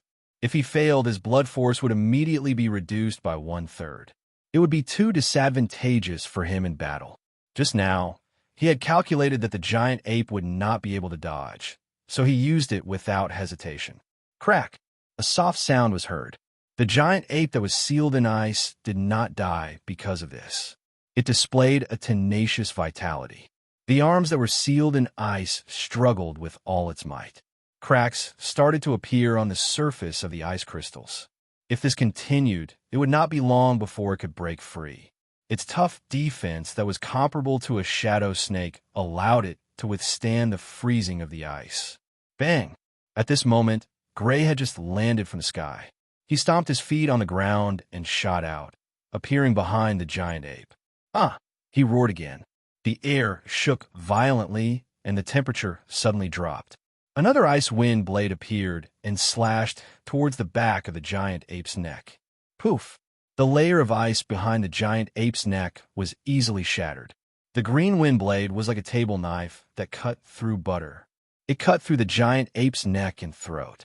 Finally, it came out from the other side of the giant ape's body. It slashed into the forest at the side, leaving behind a patch of ice crystals. It was like a piece of art that was carved out of ice. Plop! The giant ape's head fell heavily onto the ground. Chapter 143. Phew! Gray heaved a sigh of relief when he saw that the giant ape's head had been chopped off. After using the icy wind blade twice in a row, his blood energy was greatly depleted. Fortunately, he managed to kill this giant ape. This giant ape was not weak.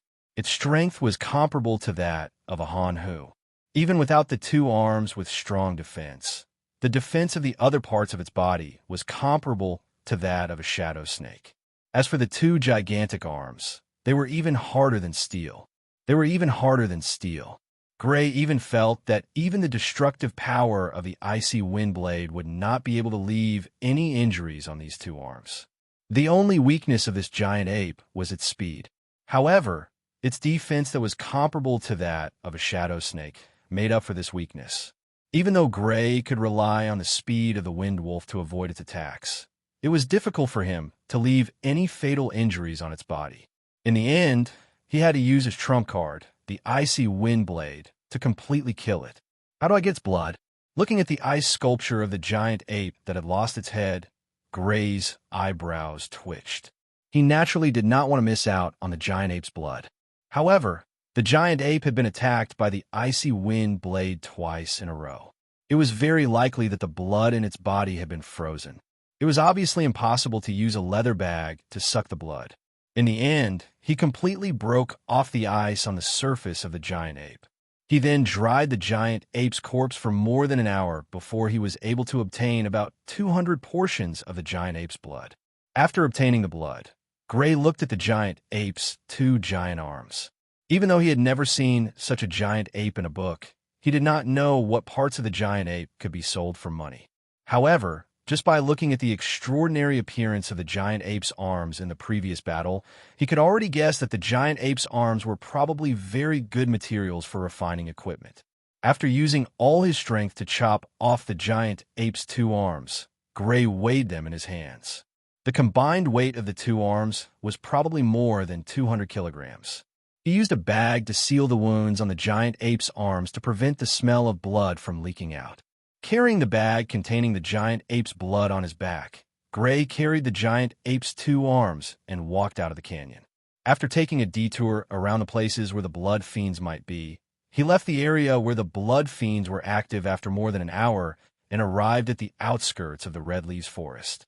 After eating a simple lunch, they continued on their way. After leaving the Red Leaves Forest, he found a hidden horse and returned to the castle.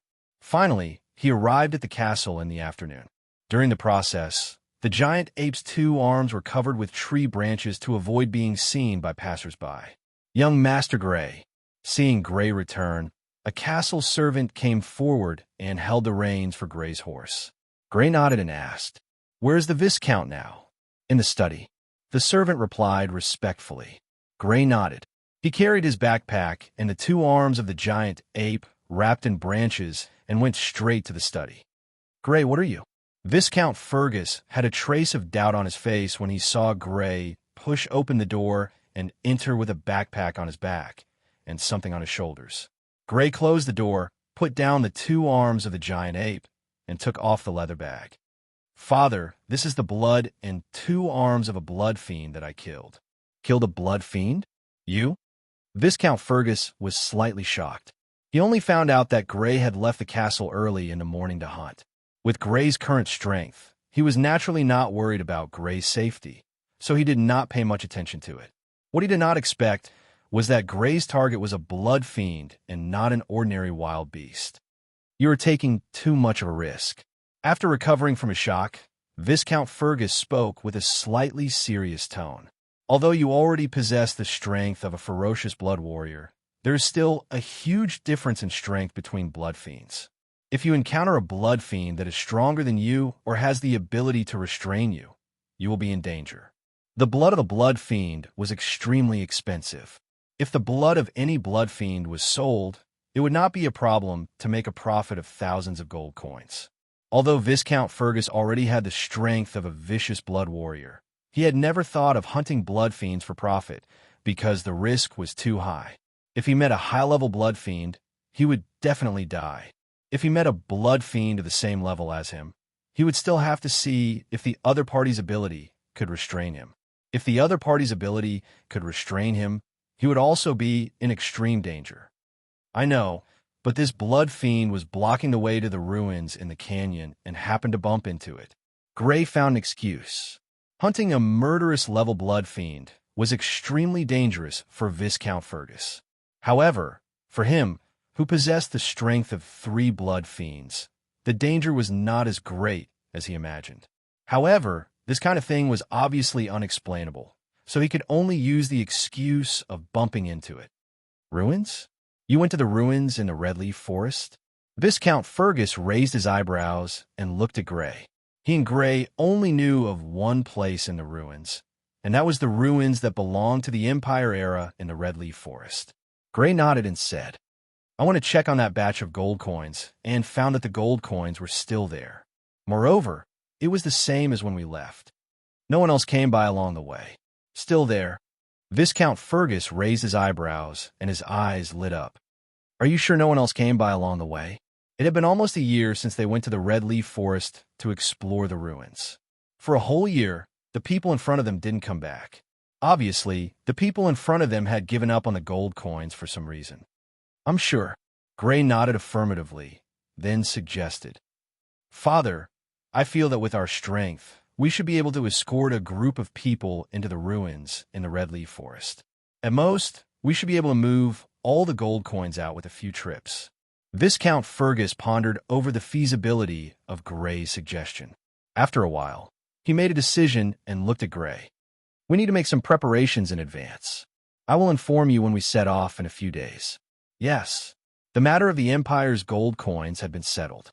Gray pointed at the leather bag containing the blood of the blood fiends and the two thick arms, and looked at Viscount Fergus with embarrassment. Father, he carried these two items to Viscount Fergus's study. Naturally, he was not selflessly giving them to Viscount Fergus. In fact, he wanted to let Viscount Fergus sell them through the Fergus family's channels. Leave it there. After the sale, I will give it all to you. Viscount Fergus looked at Gray unhappily. Although the blood of the blood fiend was not cheap, he would not take advantage of Gray because of it. Right, what kind of blood fiend is it? I'm not sure either.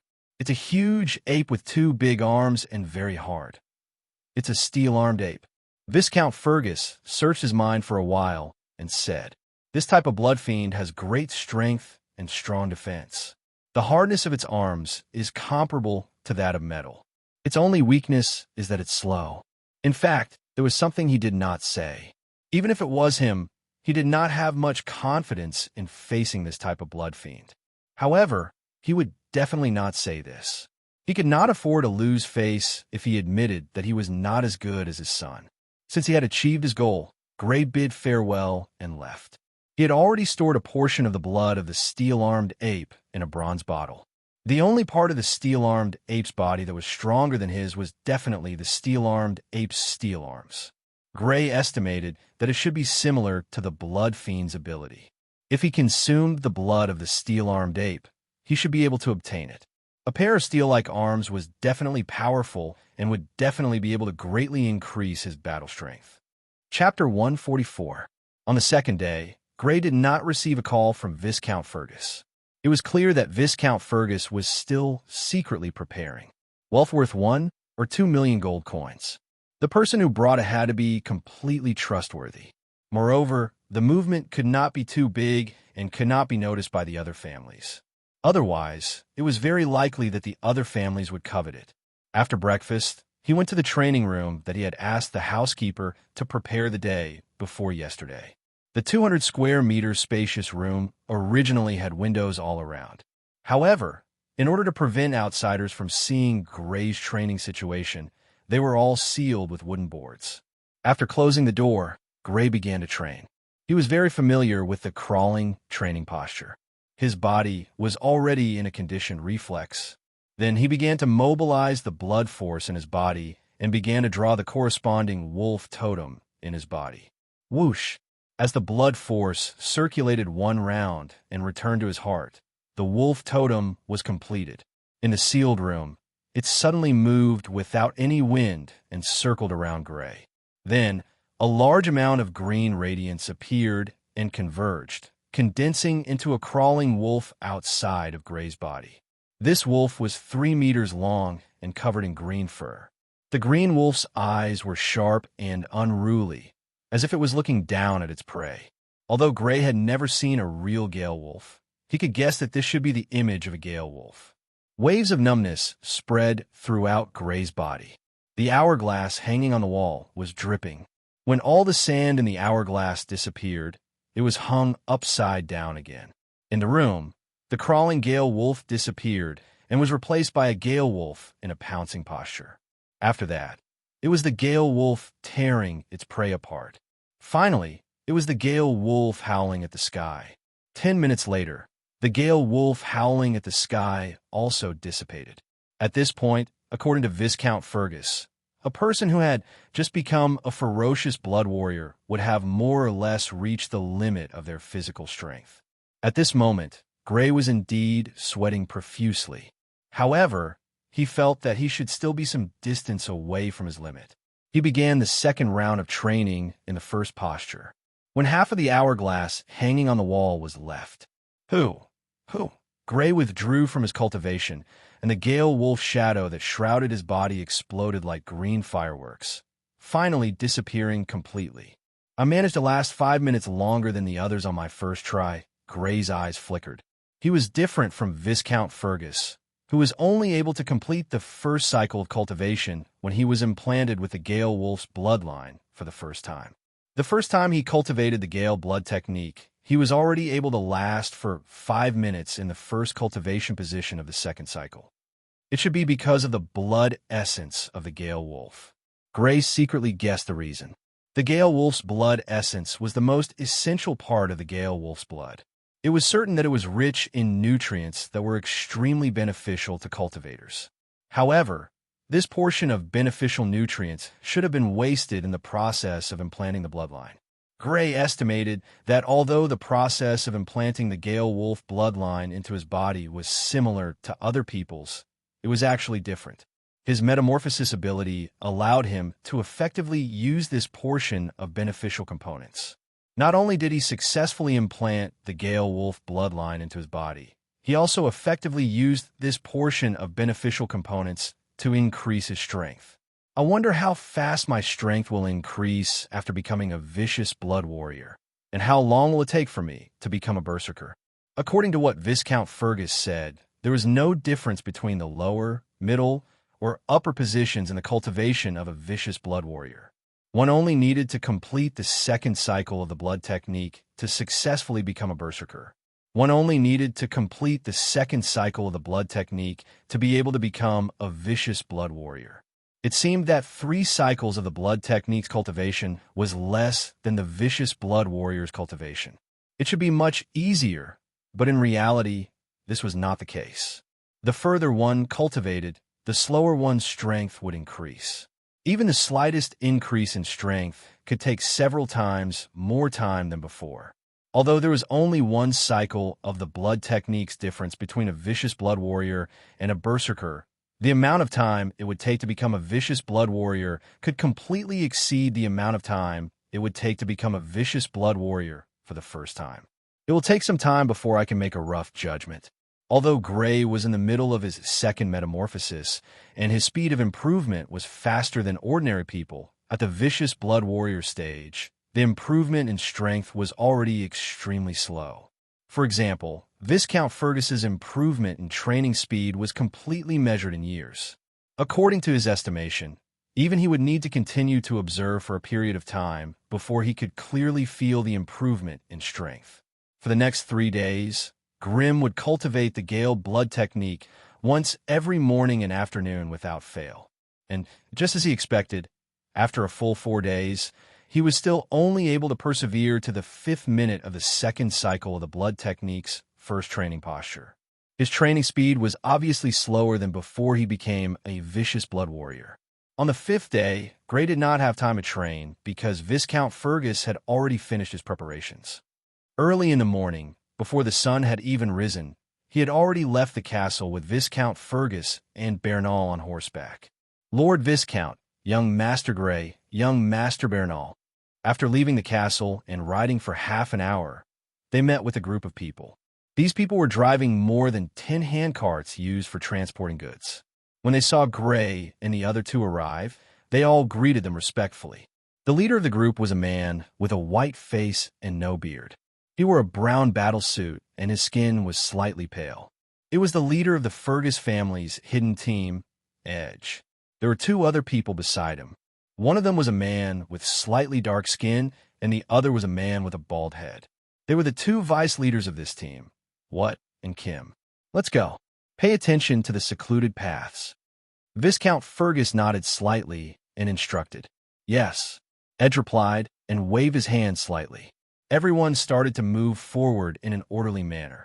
Some drove the carriages while others rode on horseback. Young Master Gray, long time no see.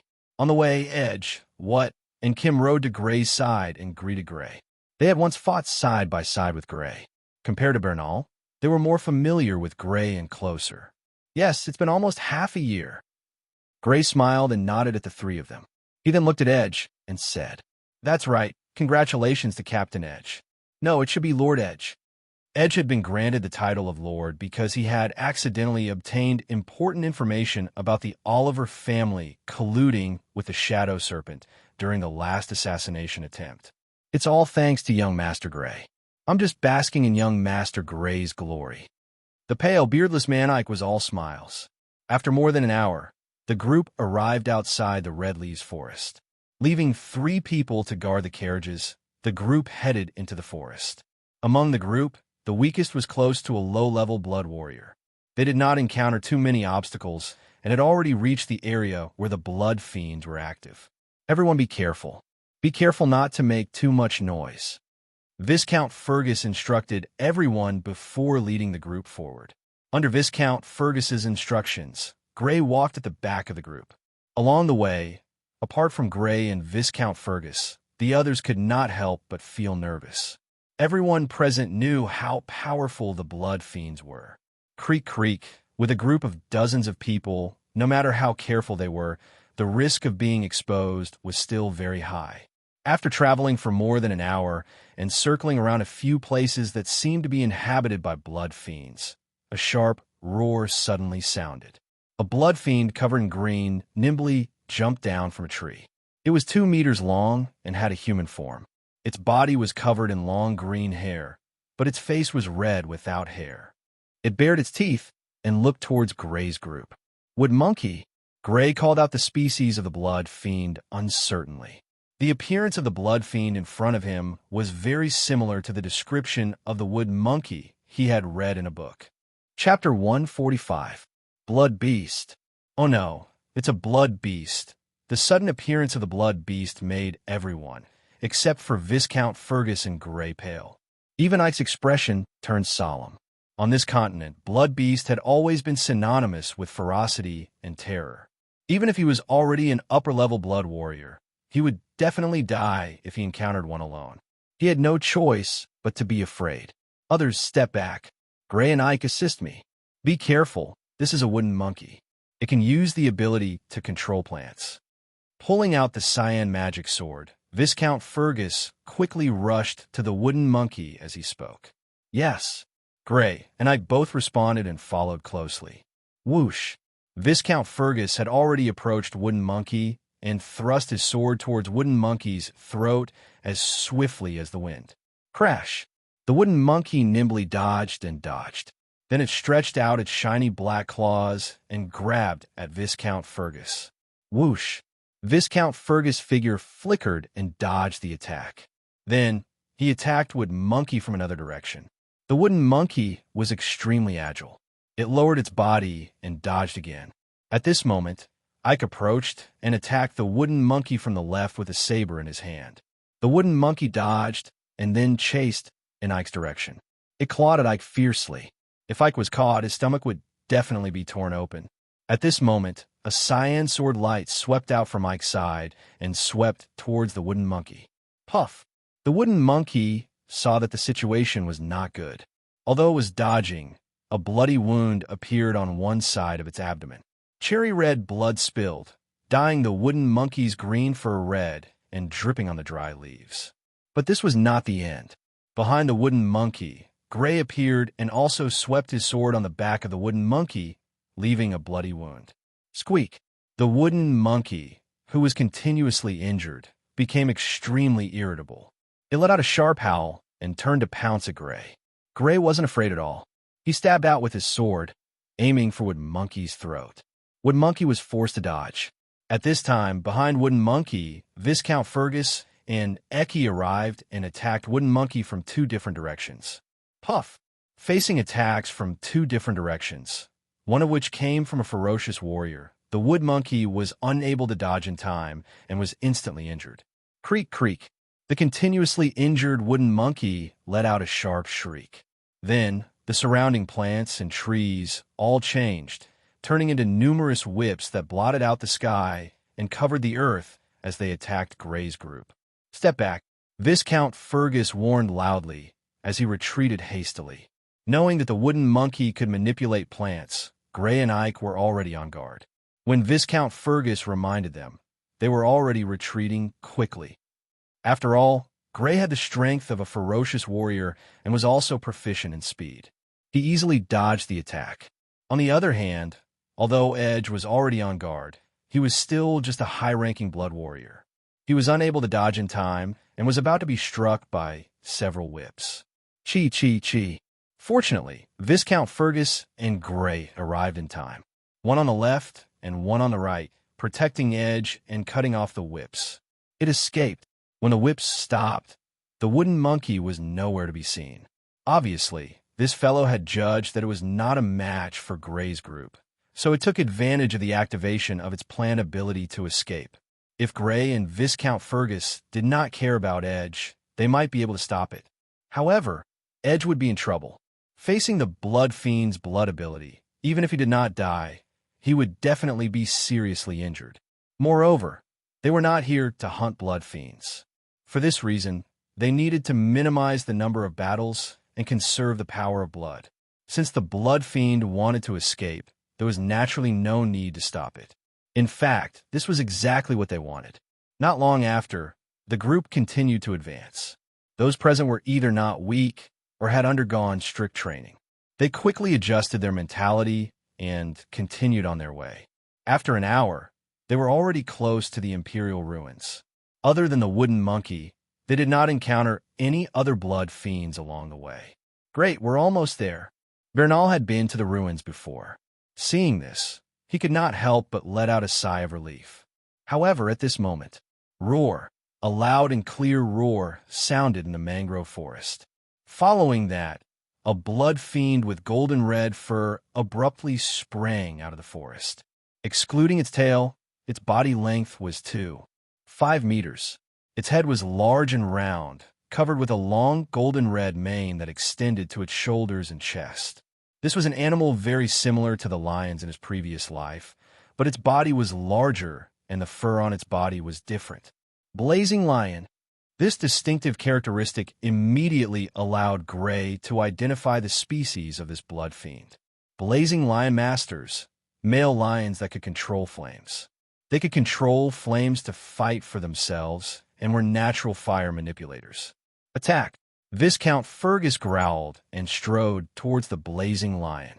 Gray and Edge also rushed out from the group and quickly rushed towards the blazing lion. Roar. Seeing the humans taking the initiative to greet it, the blazing lion seemed to have been provoked.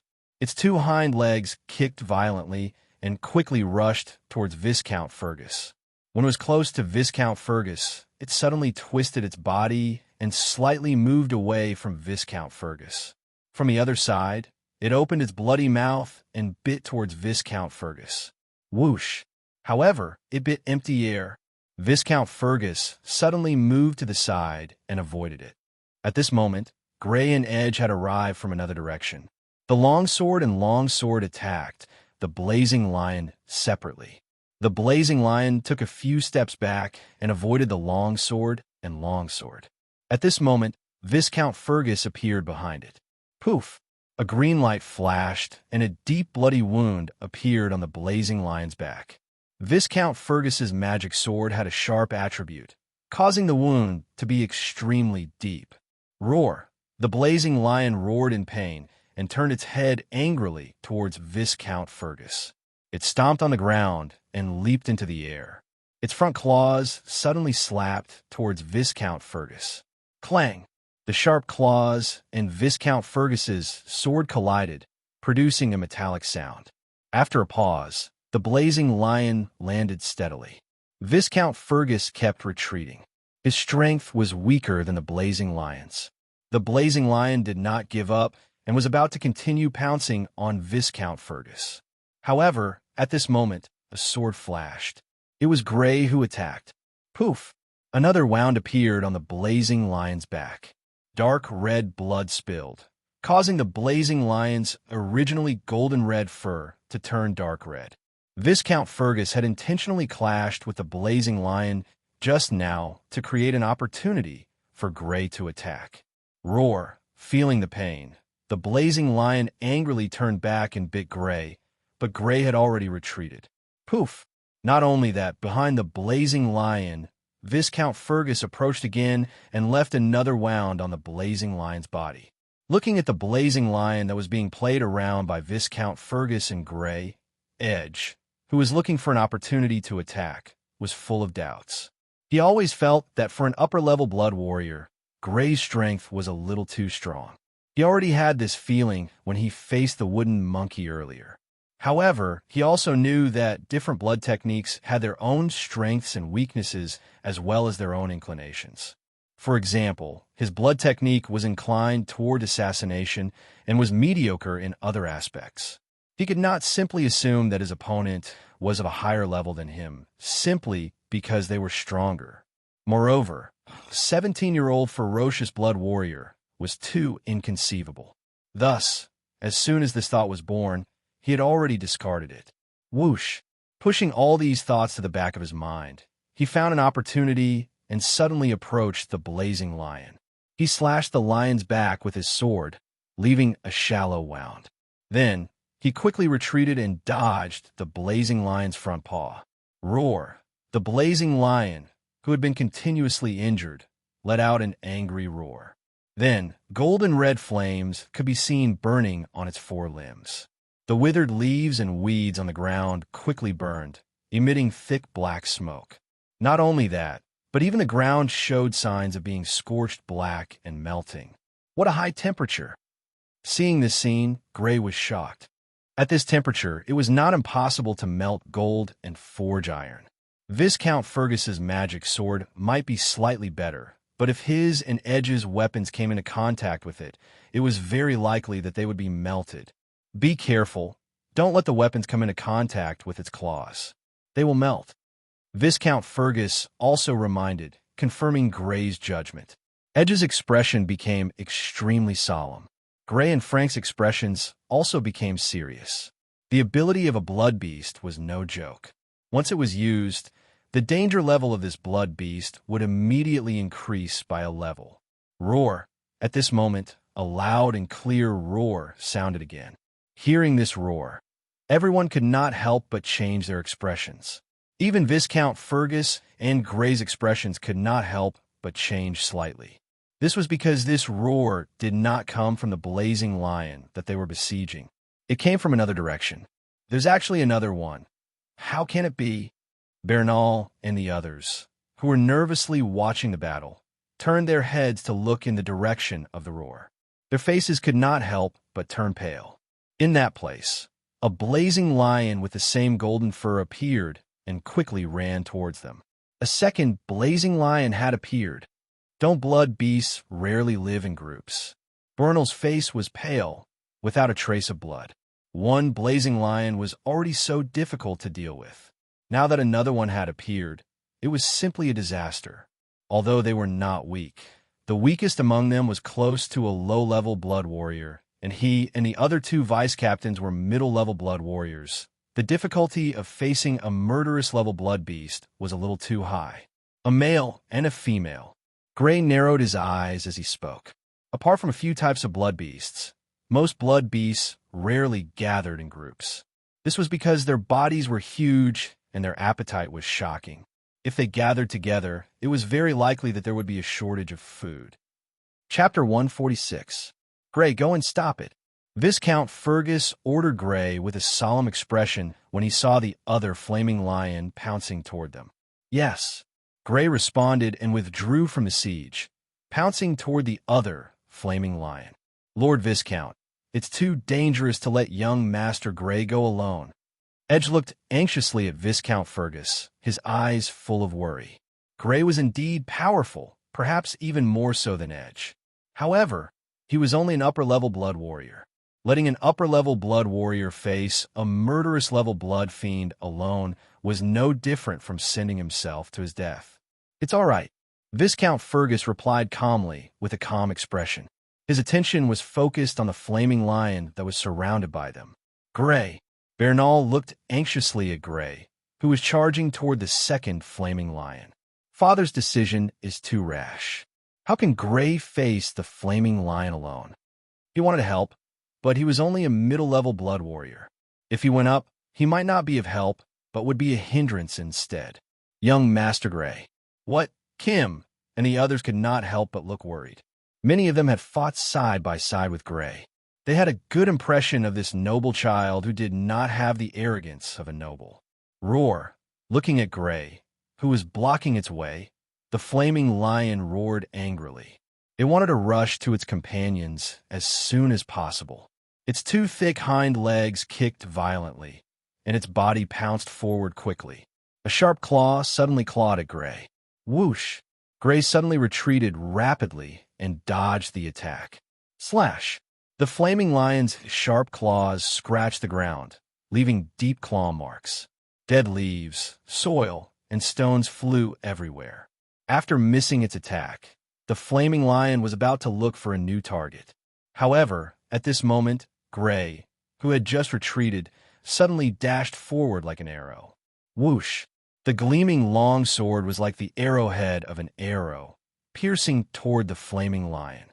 Sensing danger, the flaming lion quickly turned and dodged to the side. Whoosh! However, at this moment, the long sword suddenly changed from a stab to a slash and chased after the flaming lion. Poof! A bloody wound appeared on the left side of the flaming lion's stomach. The flaming lion was injured by Gray. Young Master Gray injured the flaming lion? Bernal and the others, who had been looking at Gray with worry, suddenly became astonished. They almost thought that they were hallucinating. Originally, they had thought that with Gray's strength as an upper-level blood warrior, he would be injured immediately under the blazing lion's attack. However, the truth was the exact opposite. After Gray and the blazing lion had exchanged blows, one of them had indeed been injured. However, the one who had been injured was not Gray, but the blazing lion who possessed the strength of a ferocious warrior. What was going on? This, Lord Viscount, could it be that young Master Gray has already? Edge, who was also worried about the situation, stared warily at the flaming lion surrounded by them and asked in astonishment, could an upper-level blood warrior injure a murderous-level blood fiend? It was possible, but that was under the condition that several people worked together and had good teamwork. But now, Gray was clearly alone, but he had stopped the flaming lion and even injured it. This was obviously not the strength of an upper-level blood warrior. The only explanation was that Gray was already a murderous blood warrior. This explained the calmness in Viscount Fergus's voice when he asked Gray to intercept the blood fiend. He knew that Gray had the strength of a murderous blood warrior, so he was not too worried about Gray's safety. The battle between Gray and the flaming lion continued. Roar! After being injured by Gray, the flaming lion roared angrily and suddenly pounced. It opened its bloody mouth and bit at Gray. A fishy smell wafted from its mouth. At the same time, two sharp claws, one on the left and one on the right, quickly clawed at Gray. Cold light flickered on the sharp claws. No one would doubt their sharpness. Humph! Gray snorted. He stepped lightly on the ground and quickly retreated. He dodged the flaming lion's attack from the front and circled to the flaming lion's side. He attacked the flaming lion from his side with his sword, cold light flickering on the sword. Roar! The flaming lion landed on the ground and twisted its body, blocking Gray's sword with its claws. Seeing the lion's claws coming at him, Gray's expression changed. He withdrew his sword and quickly retreated. At this moment, the flaming lion's claws and legs were wrapped in a circle of golden-red flames. The golden-red flames burned fiercely, but did not harm the flaming lion at all. Instead, the surrounding withered leaves on the ground burned fiercely, and the air was dry and hot. Bang! The flaming lion's claws that Gray dodged hit the ground, creating a sizable pit. The ground in the middle was charred black and had even partially melted. It could be seen that the golden-red flames were extremely hot. If Gray had not withdrawn his sword in time, his 1,000-skill sword would have been deformed even if it had not completely melted. Whoosh! After dodging the flaming lion's claws, Gray had already appeared on the other side of the flaming lion. The flaming lion's 4 legs, which were covered in flames, were indeed very threatening. However, that was only the 4 legs and not the other parts of its body. Swish! The 1,000-skill sword in his hand turned into a cold light and swiped at the flaming lion's neck. The flaming lion was alert and used its flaming claws to block Gray's 1,000-skill sword. However, at this moment, Gray suddenly disappeared. When he reappeared, he was already behind the flaming lion. At the same time, a cold light attacked the flaming lion. Puff! Faced with Gray's continuous and rapid movements, the flaming lion could not react in time and was directly slashed in the back by Gray's sword. Beep! Beep! Scarlet blood slid down its back. Some dripped onto the ground, while some slid towards the flaming lion's legs and evaporated in an instant. Bang! The flaming lion roared and turned to pounce at Gray. However, it missed, leaving behind a large pool of melted traces on the ground. Roar! A wail suddenly sounded from the other side. Gray looked out of the corner of his eye and saw that under the siege of Viscount Fergus and Ike, the first flaming lion was already covered in wounds. Unlike the 1,000-skill sword in Gray's hand, Viscount Fergus had a magic sword in his hand. It would not be easily melted by the flaming lion's golden-red flames. Moreover, this magical sword also had the attribute of sharpness. Every slash of the sword could tear a deep wound. This flaming lion finally felt fear. It turned around and fled into the surrounding forest without looking back. Roar! At the same time, seeing that its companion had fled, the flaming lion that was fighting with Gray also turned around and fled into the forest. Looking at the two flaming lions that turned and fled, Gray and Viscount Fergus looked at each other, but in the end, they did not chase after them. With their speed, they could naturally stop these two flaming lions. If they continued fighting, they might even be able to kill these two flaming lions. However, their goal today was not to kill the blood fiends, but to drive them away with the least amount of blood energy. After all, they did not know if they would encounter more blood fiends later. Gray! Looking at Gray, who was walking back to the team, Bernal was both surprised and envious. Gray was already a ferocious blood warrior, which meant that there were two ferocious blood warriors in the team. In fact, at the beginning, when Viscount Fergus had proposed to bring a team to move the pile of gold coins, he had expressed his concerns. With Viscount Fergus's strength, it was not very safe. He was extremely uneasy. Now that there were two ferocious blood warriors, he finally no longer felt as uneasy. At the same time, he could not help but feel envious. Currently, he was still very far away from becoming an upper ferocious blood warrior, but Gray had already become a ferocious blood warrior.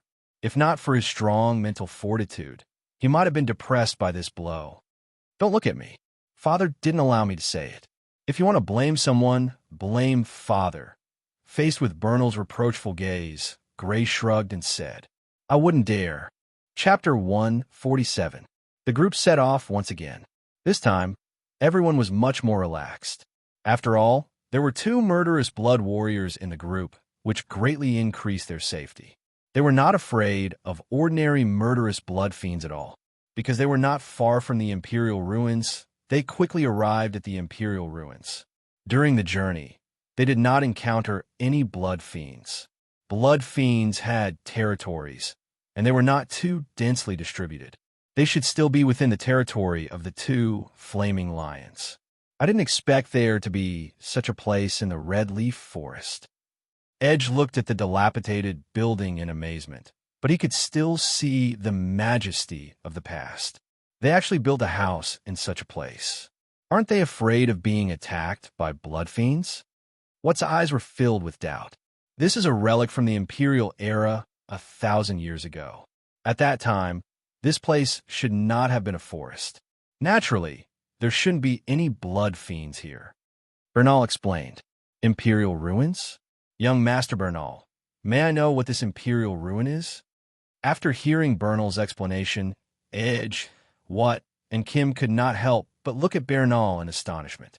1,000 years ago, before the four great kingdoms appeared, this was a country that ruled this continent. Bernal said, ruled this continent. Edge and the other two were shocked. Before the four great kingdoms, there was actually a country that ruled the entire continent. Yes, at that time, the entire continent was ruled by this country. Moreover, the strength of this country far exceeded that of the four great kingdoms. At this point, Bernal sighed slightly. It's a pity that such a powerful country was suddenly destroyed in an extremely short period of time. No one even knows how it was destroyed. Edge and the other two looked at Bernal with slight astonishment. After hearing Bernal's words, they felt as if they had come into contact with the unknown mysteries of this world. Because they had Gray as a comparison, the three of them looked down on Bernal. After all, compared to Gray's talent, Bernal's talent was far inferior. But at this moment, although young Master Bernal's talent in cultivation was not as good as young Master Gray's, he was extremely knowledgeable. He actually knew about the existence of the Empire 1,000 years ago, a secret that they had never heard of before. Lord Viscount's children were indeed not simple. Gray looked at Bernal in amusement. He didn't expect the other party to have such a side to him. Others might not know, but how could he not know? When he first came here, Bernal was no different from Ai Chi and the others. However, at this moment, he was already talking loudly, as if he had a deep understanding of the former empire. Gray naturally had no intention of exposing the other party. He looked at the other party meaningfully and then looked away, allowing the other party to continue bragging. After entering the secret room, they took out the leather pouches that they had prepared beforehand and put the gold coins inside. After resting for a while in the ruins, the group began to return. In the end, they spent 5 days to move all the gold coins in the secret room of the Empire's ruins. The total value was calculated. With the current price of gold, this batch of gold coins was worth about 1 million gold coins. This was a very shocking number. The wealth was already several times that of the Oliver family that had been confiscated. During the process, they naturally encountered attacks from blood fiends. However, faced with the joint forces of Gray and Viscount Fergus, few blood fiends could resist. Moreover, the location of the Empire's ruins was not too deep into the Red Leaf Forest, so they didn't encounter any blood fiends above the murderous level. After returning to the castle, Gray no longer paid attention to the gold coins. Instead, he immersed himself in cultivation. Naturally, it wasn't his place to worry about the follow-up of the gold coins. A few days later, in a cultivation room that belonged solely to him, huff, huff, the wild wind wolf formed by green light dissipated, and Gray stood up, panting heavily. In 10 days, my cultivation progress has increased by 1 minute. If I calculate it, it will take about a year to raise my strength to the level of a berserker. Gray wasn't disappointed that his cultivation speed had slowed down again. After all, the further he cultivated, the slower his cultivation speed would be. Not only him, but others were also the same. Moreover, to raise from a murderous warrior to a berserker in a year's time, this cultivation speed was already extremely terrifying. If Viscount Fergus knew about this, he would definitely go crazy. It should be known that it was almost impossible for Viscount Fergus to raise from a murderous warrior to a berserker without special opportunities. However, Gray only needed a year to achieve this. One could imagine how fast Gray's advancement to a berserker in a year's time was. A year's time isn't short, but it isn't long either. The problem now is the follow-up blood technique problem. The Fergus family didn't have any blood technique after the berserker level of the Wind Wolf sequence. Gray had already confirmed this with Viscount Fergus. In other words, after a year, when his strength was raised to the berserker level, there would be no follow-up blood technique. Although, because of the transformation, as long as he could get the blood of the follow-up blood beast to the Wind Wolf sequence, his strength would be able to increase again. However, because of the lack of the corresponding blood technique, the speed of his strength increase would undoubtedly slow down to a certain extent. This was naturally not what he wanted. I definitely can't count on the Fergus family. The importance of the blood technique to a family was self-evident. If the Fergus family had the ability to get it, they would have already thought of a way to get it. Since they didn't, they definitely couldn't count on it. Is it because the Fergus family doesn't have the ability to get it, or has it disappeared? It seemed that because of the destruction of the Empire 1,000 years ago, many of the blood techniques left in the Four Kingdoms were incomplete. Many of the follow-up blood techniques had disappeared with the destruction of the Empire. If the Fergus family couldn't get the follow-up blood technique of the Wind Wolf sequence just because they didn't have the corresponding channel, then it was fine. At least there was a possibility of getting it. But if the corresponding blood technique had disappeared in the long river of history, then there was really no way. If that's really the case, then I can only switch to other sequences. I don't know if it's possible. The blood in his body was the fusion of the blood of many blood beasts. This was only his speculation and had not been confirmed. After reaching the berserker level, it was still unknown if he could successfully switch to a blood beast sequence. And even if it's successful, where can I get the other barbarian level blood techniques? Oh right, the ruins. Gray suddenly remembered that he had once obtained a map suspected of being the ruins of the Empire from the interlayer of a book. At that time, because the place suspected to be the ruins of the Empire was not in the territory of Marquis Sidney, it was put aside and no longer paid attention to it. Now that his strength had reached the level of a berserker, he could try to explore it again. Maybe he could find the blood technique he needed in the ruins of the Empire. After leaving the training room, Gray went to the bathroom. As soon as he came out of the bathroom, the maid Bobula quickly walked up to him. "Master Gray, Lord Viscount wants you to go to the Golden Hall." "Golden Hall? Which family is visiting?" Grim asked doubtfully. The Golden Hall was the living room used by the Fergus family to entertain visitors. Since it was used, it was naturally because a family had come to visit. "It's the Earl Ford family," the maid Bobla replied. "The Ford family? What is the Ford family doing here?" Having occupied this body for more than a year, he was naturally familiar with the social relationships of the Fergus family. As far as he knew, the Fergus family and the Ford family did not have much interaction. This was also very easy to understand, as the Earl family, second only to the Marquis family, in terms of status and strength, they were superior to the Viscount families. They were not at the same level as the Viscount families. Chapter 148. With doubts in his heart, Gray walked to the door of the Golden Jade Hall and gently knocked on the door. "Come in." Viscount Fergus' voice sounded from inside. Gray pushed the door open and entered. Other than the Fergus family, there were two other people in the living room. One of them was a young man in formal attire. His appearance was extremely ordinary. If he were to wear a set of commoners' clothes and be thrown into a crowd of commoners, he would definitely be no different from a commoner. The other person was a young lady. Unlike the young man, the young lady had a beautiful oval face and fair skin.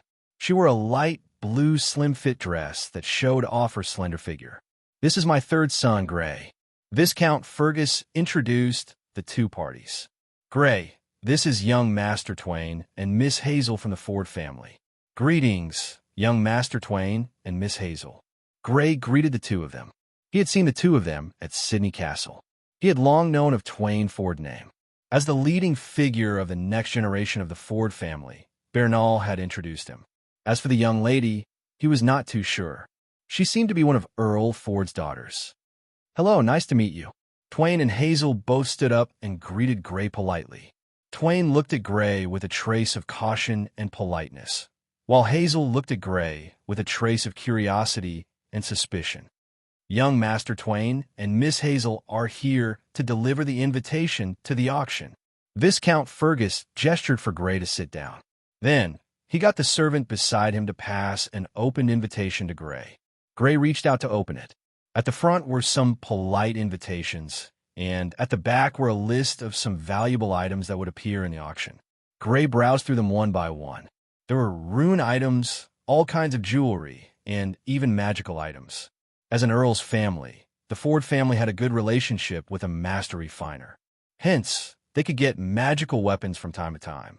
For example, the iron rhino inner armor that Gray was wearing now was obtained through this method. Gray browsed through them one by one. However, he was not very interested in most of them. But when he browsed the last item, he could not help but be slightly delighted. Magical sword? To a blood warrior, a good weapon could often unleash greater combat power. The battle with the steel-armed ape previously also proved that he indeed needed a better weapon. He did not expect a sword-type magical weapon to appear in the Ford auction. Although similar auctions had been held a few times this year, this was the first time this year of this kind of sword-type magical weapon. As for whether or not he had the ability to bid for it, Gray wasn't worried at all. The Fergus family had plenty of funds right now.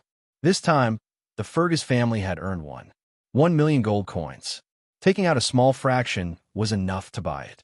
To be able to obtain that batch of era of the Empire gold coins, his contribution could be said to be great. He did not believe that Viscount Fergus would not be willing to pay this small amount of money. This is a weapon refined by Master Roland. It is a magical weapon with a lightning attribute. After it is activated, the sword will have lightning damage.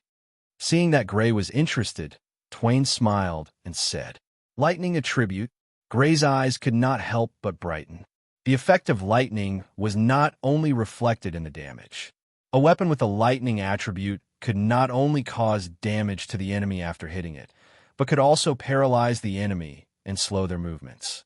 To a certain extent, apart from possessing the lightning attribute, this magic weapon also had another hidden attribute that could cause the opponent to fall into a state of paralysis. In terms of value, it should be even more valuable than Viscount Fergus' magic sword. At this moment, Gray felt someone tugging at his clothes. He turned his head and saw Sarah, who was wearing a white dress, looking at the invitation in his hand with great interest. Beside her, a huge tiger with white fur was lying there quietly. "Brother, I want to see." Seeing Gray look over, she immediately giggled. "Here you go." Looking at her expression, Gray could guess that she was very interested in this auction. Looking at her in amusement, Gray handed the invitation to her. "Viscount, could this be the Hanhu from back then?" Twain looked at the Hanhu lying beside Sarah and asked. Back then, the Rock family and the Fergus family were fighting over the Hanhu cub. The Ford family had also heard of it. "Indeed, this is the Hanhu from back then." Viscount Fergus nodded. "Congratulations, Viscount. At most, in a year, this Hanhu should be able to reach adulthood," Twain said after carefully sizing it up. For the Viscount's family, it was very difficult to obtain a Bloodfiend cub. But for the Ford family, which had the Berserker warriors, although it was similarly difficult, it was not impossible.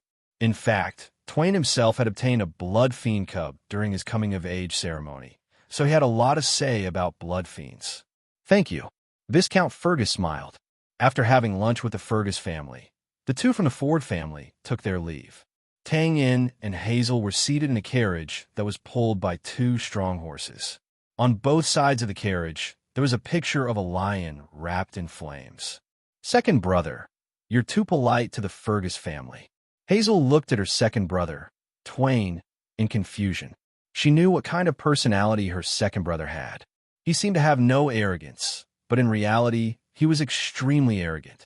When facing people or families that he looked down on, he would be indifferent and distant. But this time, she could clearly feel that her second brother was being polite to the Fergus family. This made her feel strange. What exactly was it about the Fergus family that made her second brother treat them differently? "Why? Are you still complaining that father made you come with me to deliver the invitation?" Twain did not answer. He smiled and teased her. "I really don't know what father is thinking," Hazel said unhappily. Her lips were slightly pouted, but it did not affect her image at all. Instead, it gave her a unique personality. She had some opinions about her father in making her and her second brother come personally to deliver the invitation. As direct descendants of the Ford family, although they did not have a noble title, their status was extremely high. Usually, only the Smalley family and the Sidney family were worthy of them coming personally to deliver the invitation. Under normal circumstances, the Viscount family would only send a steward to deliver the invitation. But this time, her father had uncharacteristically ordered the two of them to come personally. This made her very puzzled. "All right, don't be angry. Father naturally has his reasons for doing this," Twain said with a smile. "What reasons?" Hazel looked curiously at her second brother, the future successor of the Ford family, Twain. Twain was a little hesitant. Since his father did not tell Hazel, it was naturally because he did not want her to know. "If you don't tell me, I'll ignore you in the future." Hazel tilted her head to the side and pretended to be angry. All right, I'll tell you. But don't tell anyone else about this." Twain had no choice but to surrender. In fact, that Gray Fergus is already an upper-level blood warrior. If nothing goes wrong, the Fergus family should win the battle for the title of Earl. Upper-level blood warrior? How is that possible? Isn't he only 17 this year? Could father have made a mistake? Hazel looked at her second brother, Twain, in shock. There shouldn't be a mistake, because young Master Zaloyan told father personally. Twain said with certainty. You also know what a 17-year-old upper-level blood warrior means. As long as he doesn't fall midway, he will definitely become a berserker in the future. He might even become a barbarian blood warrior. If it really comes to that, the Ford family will have to ask him for help.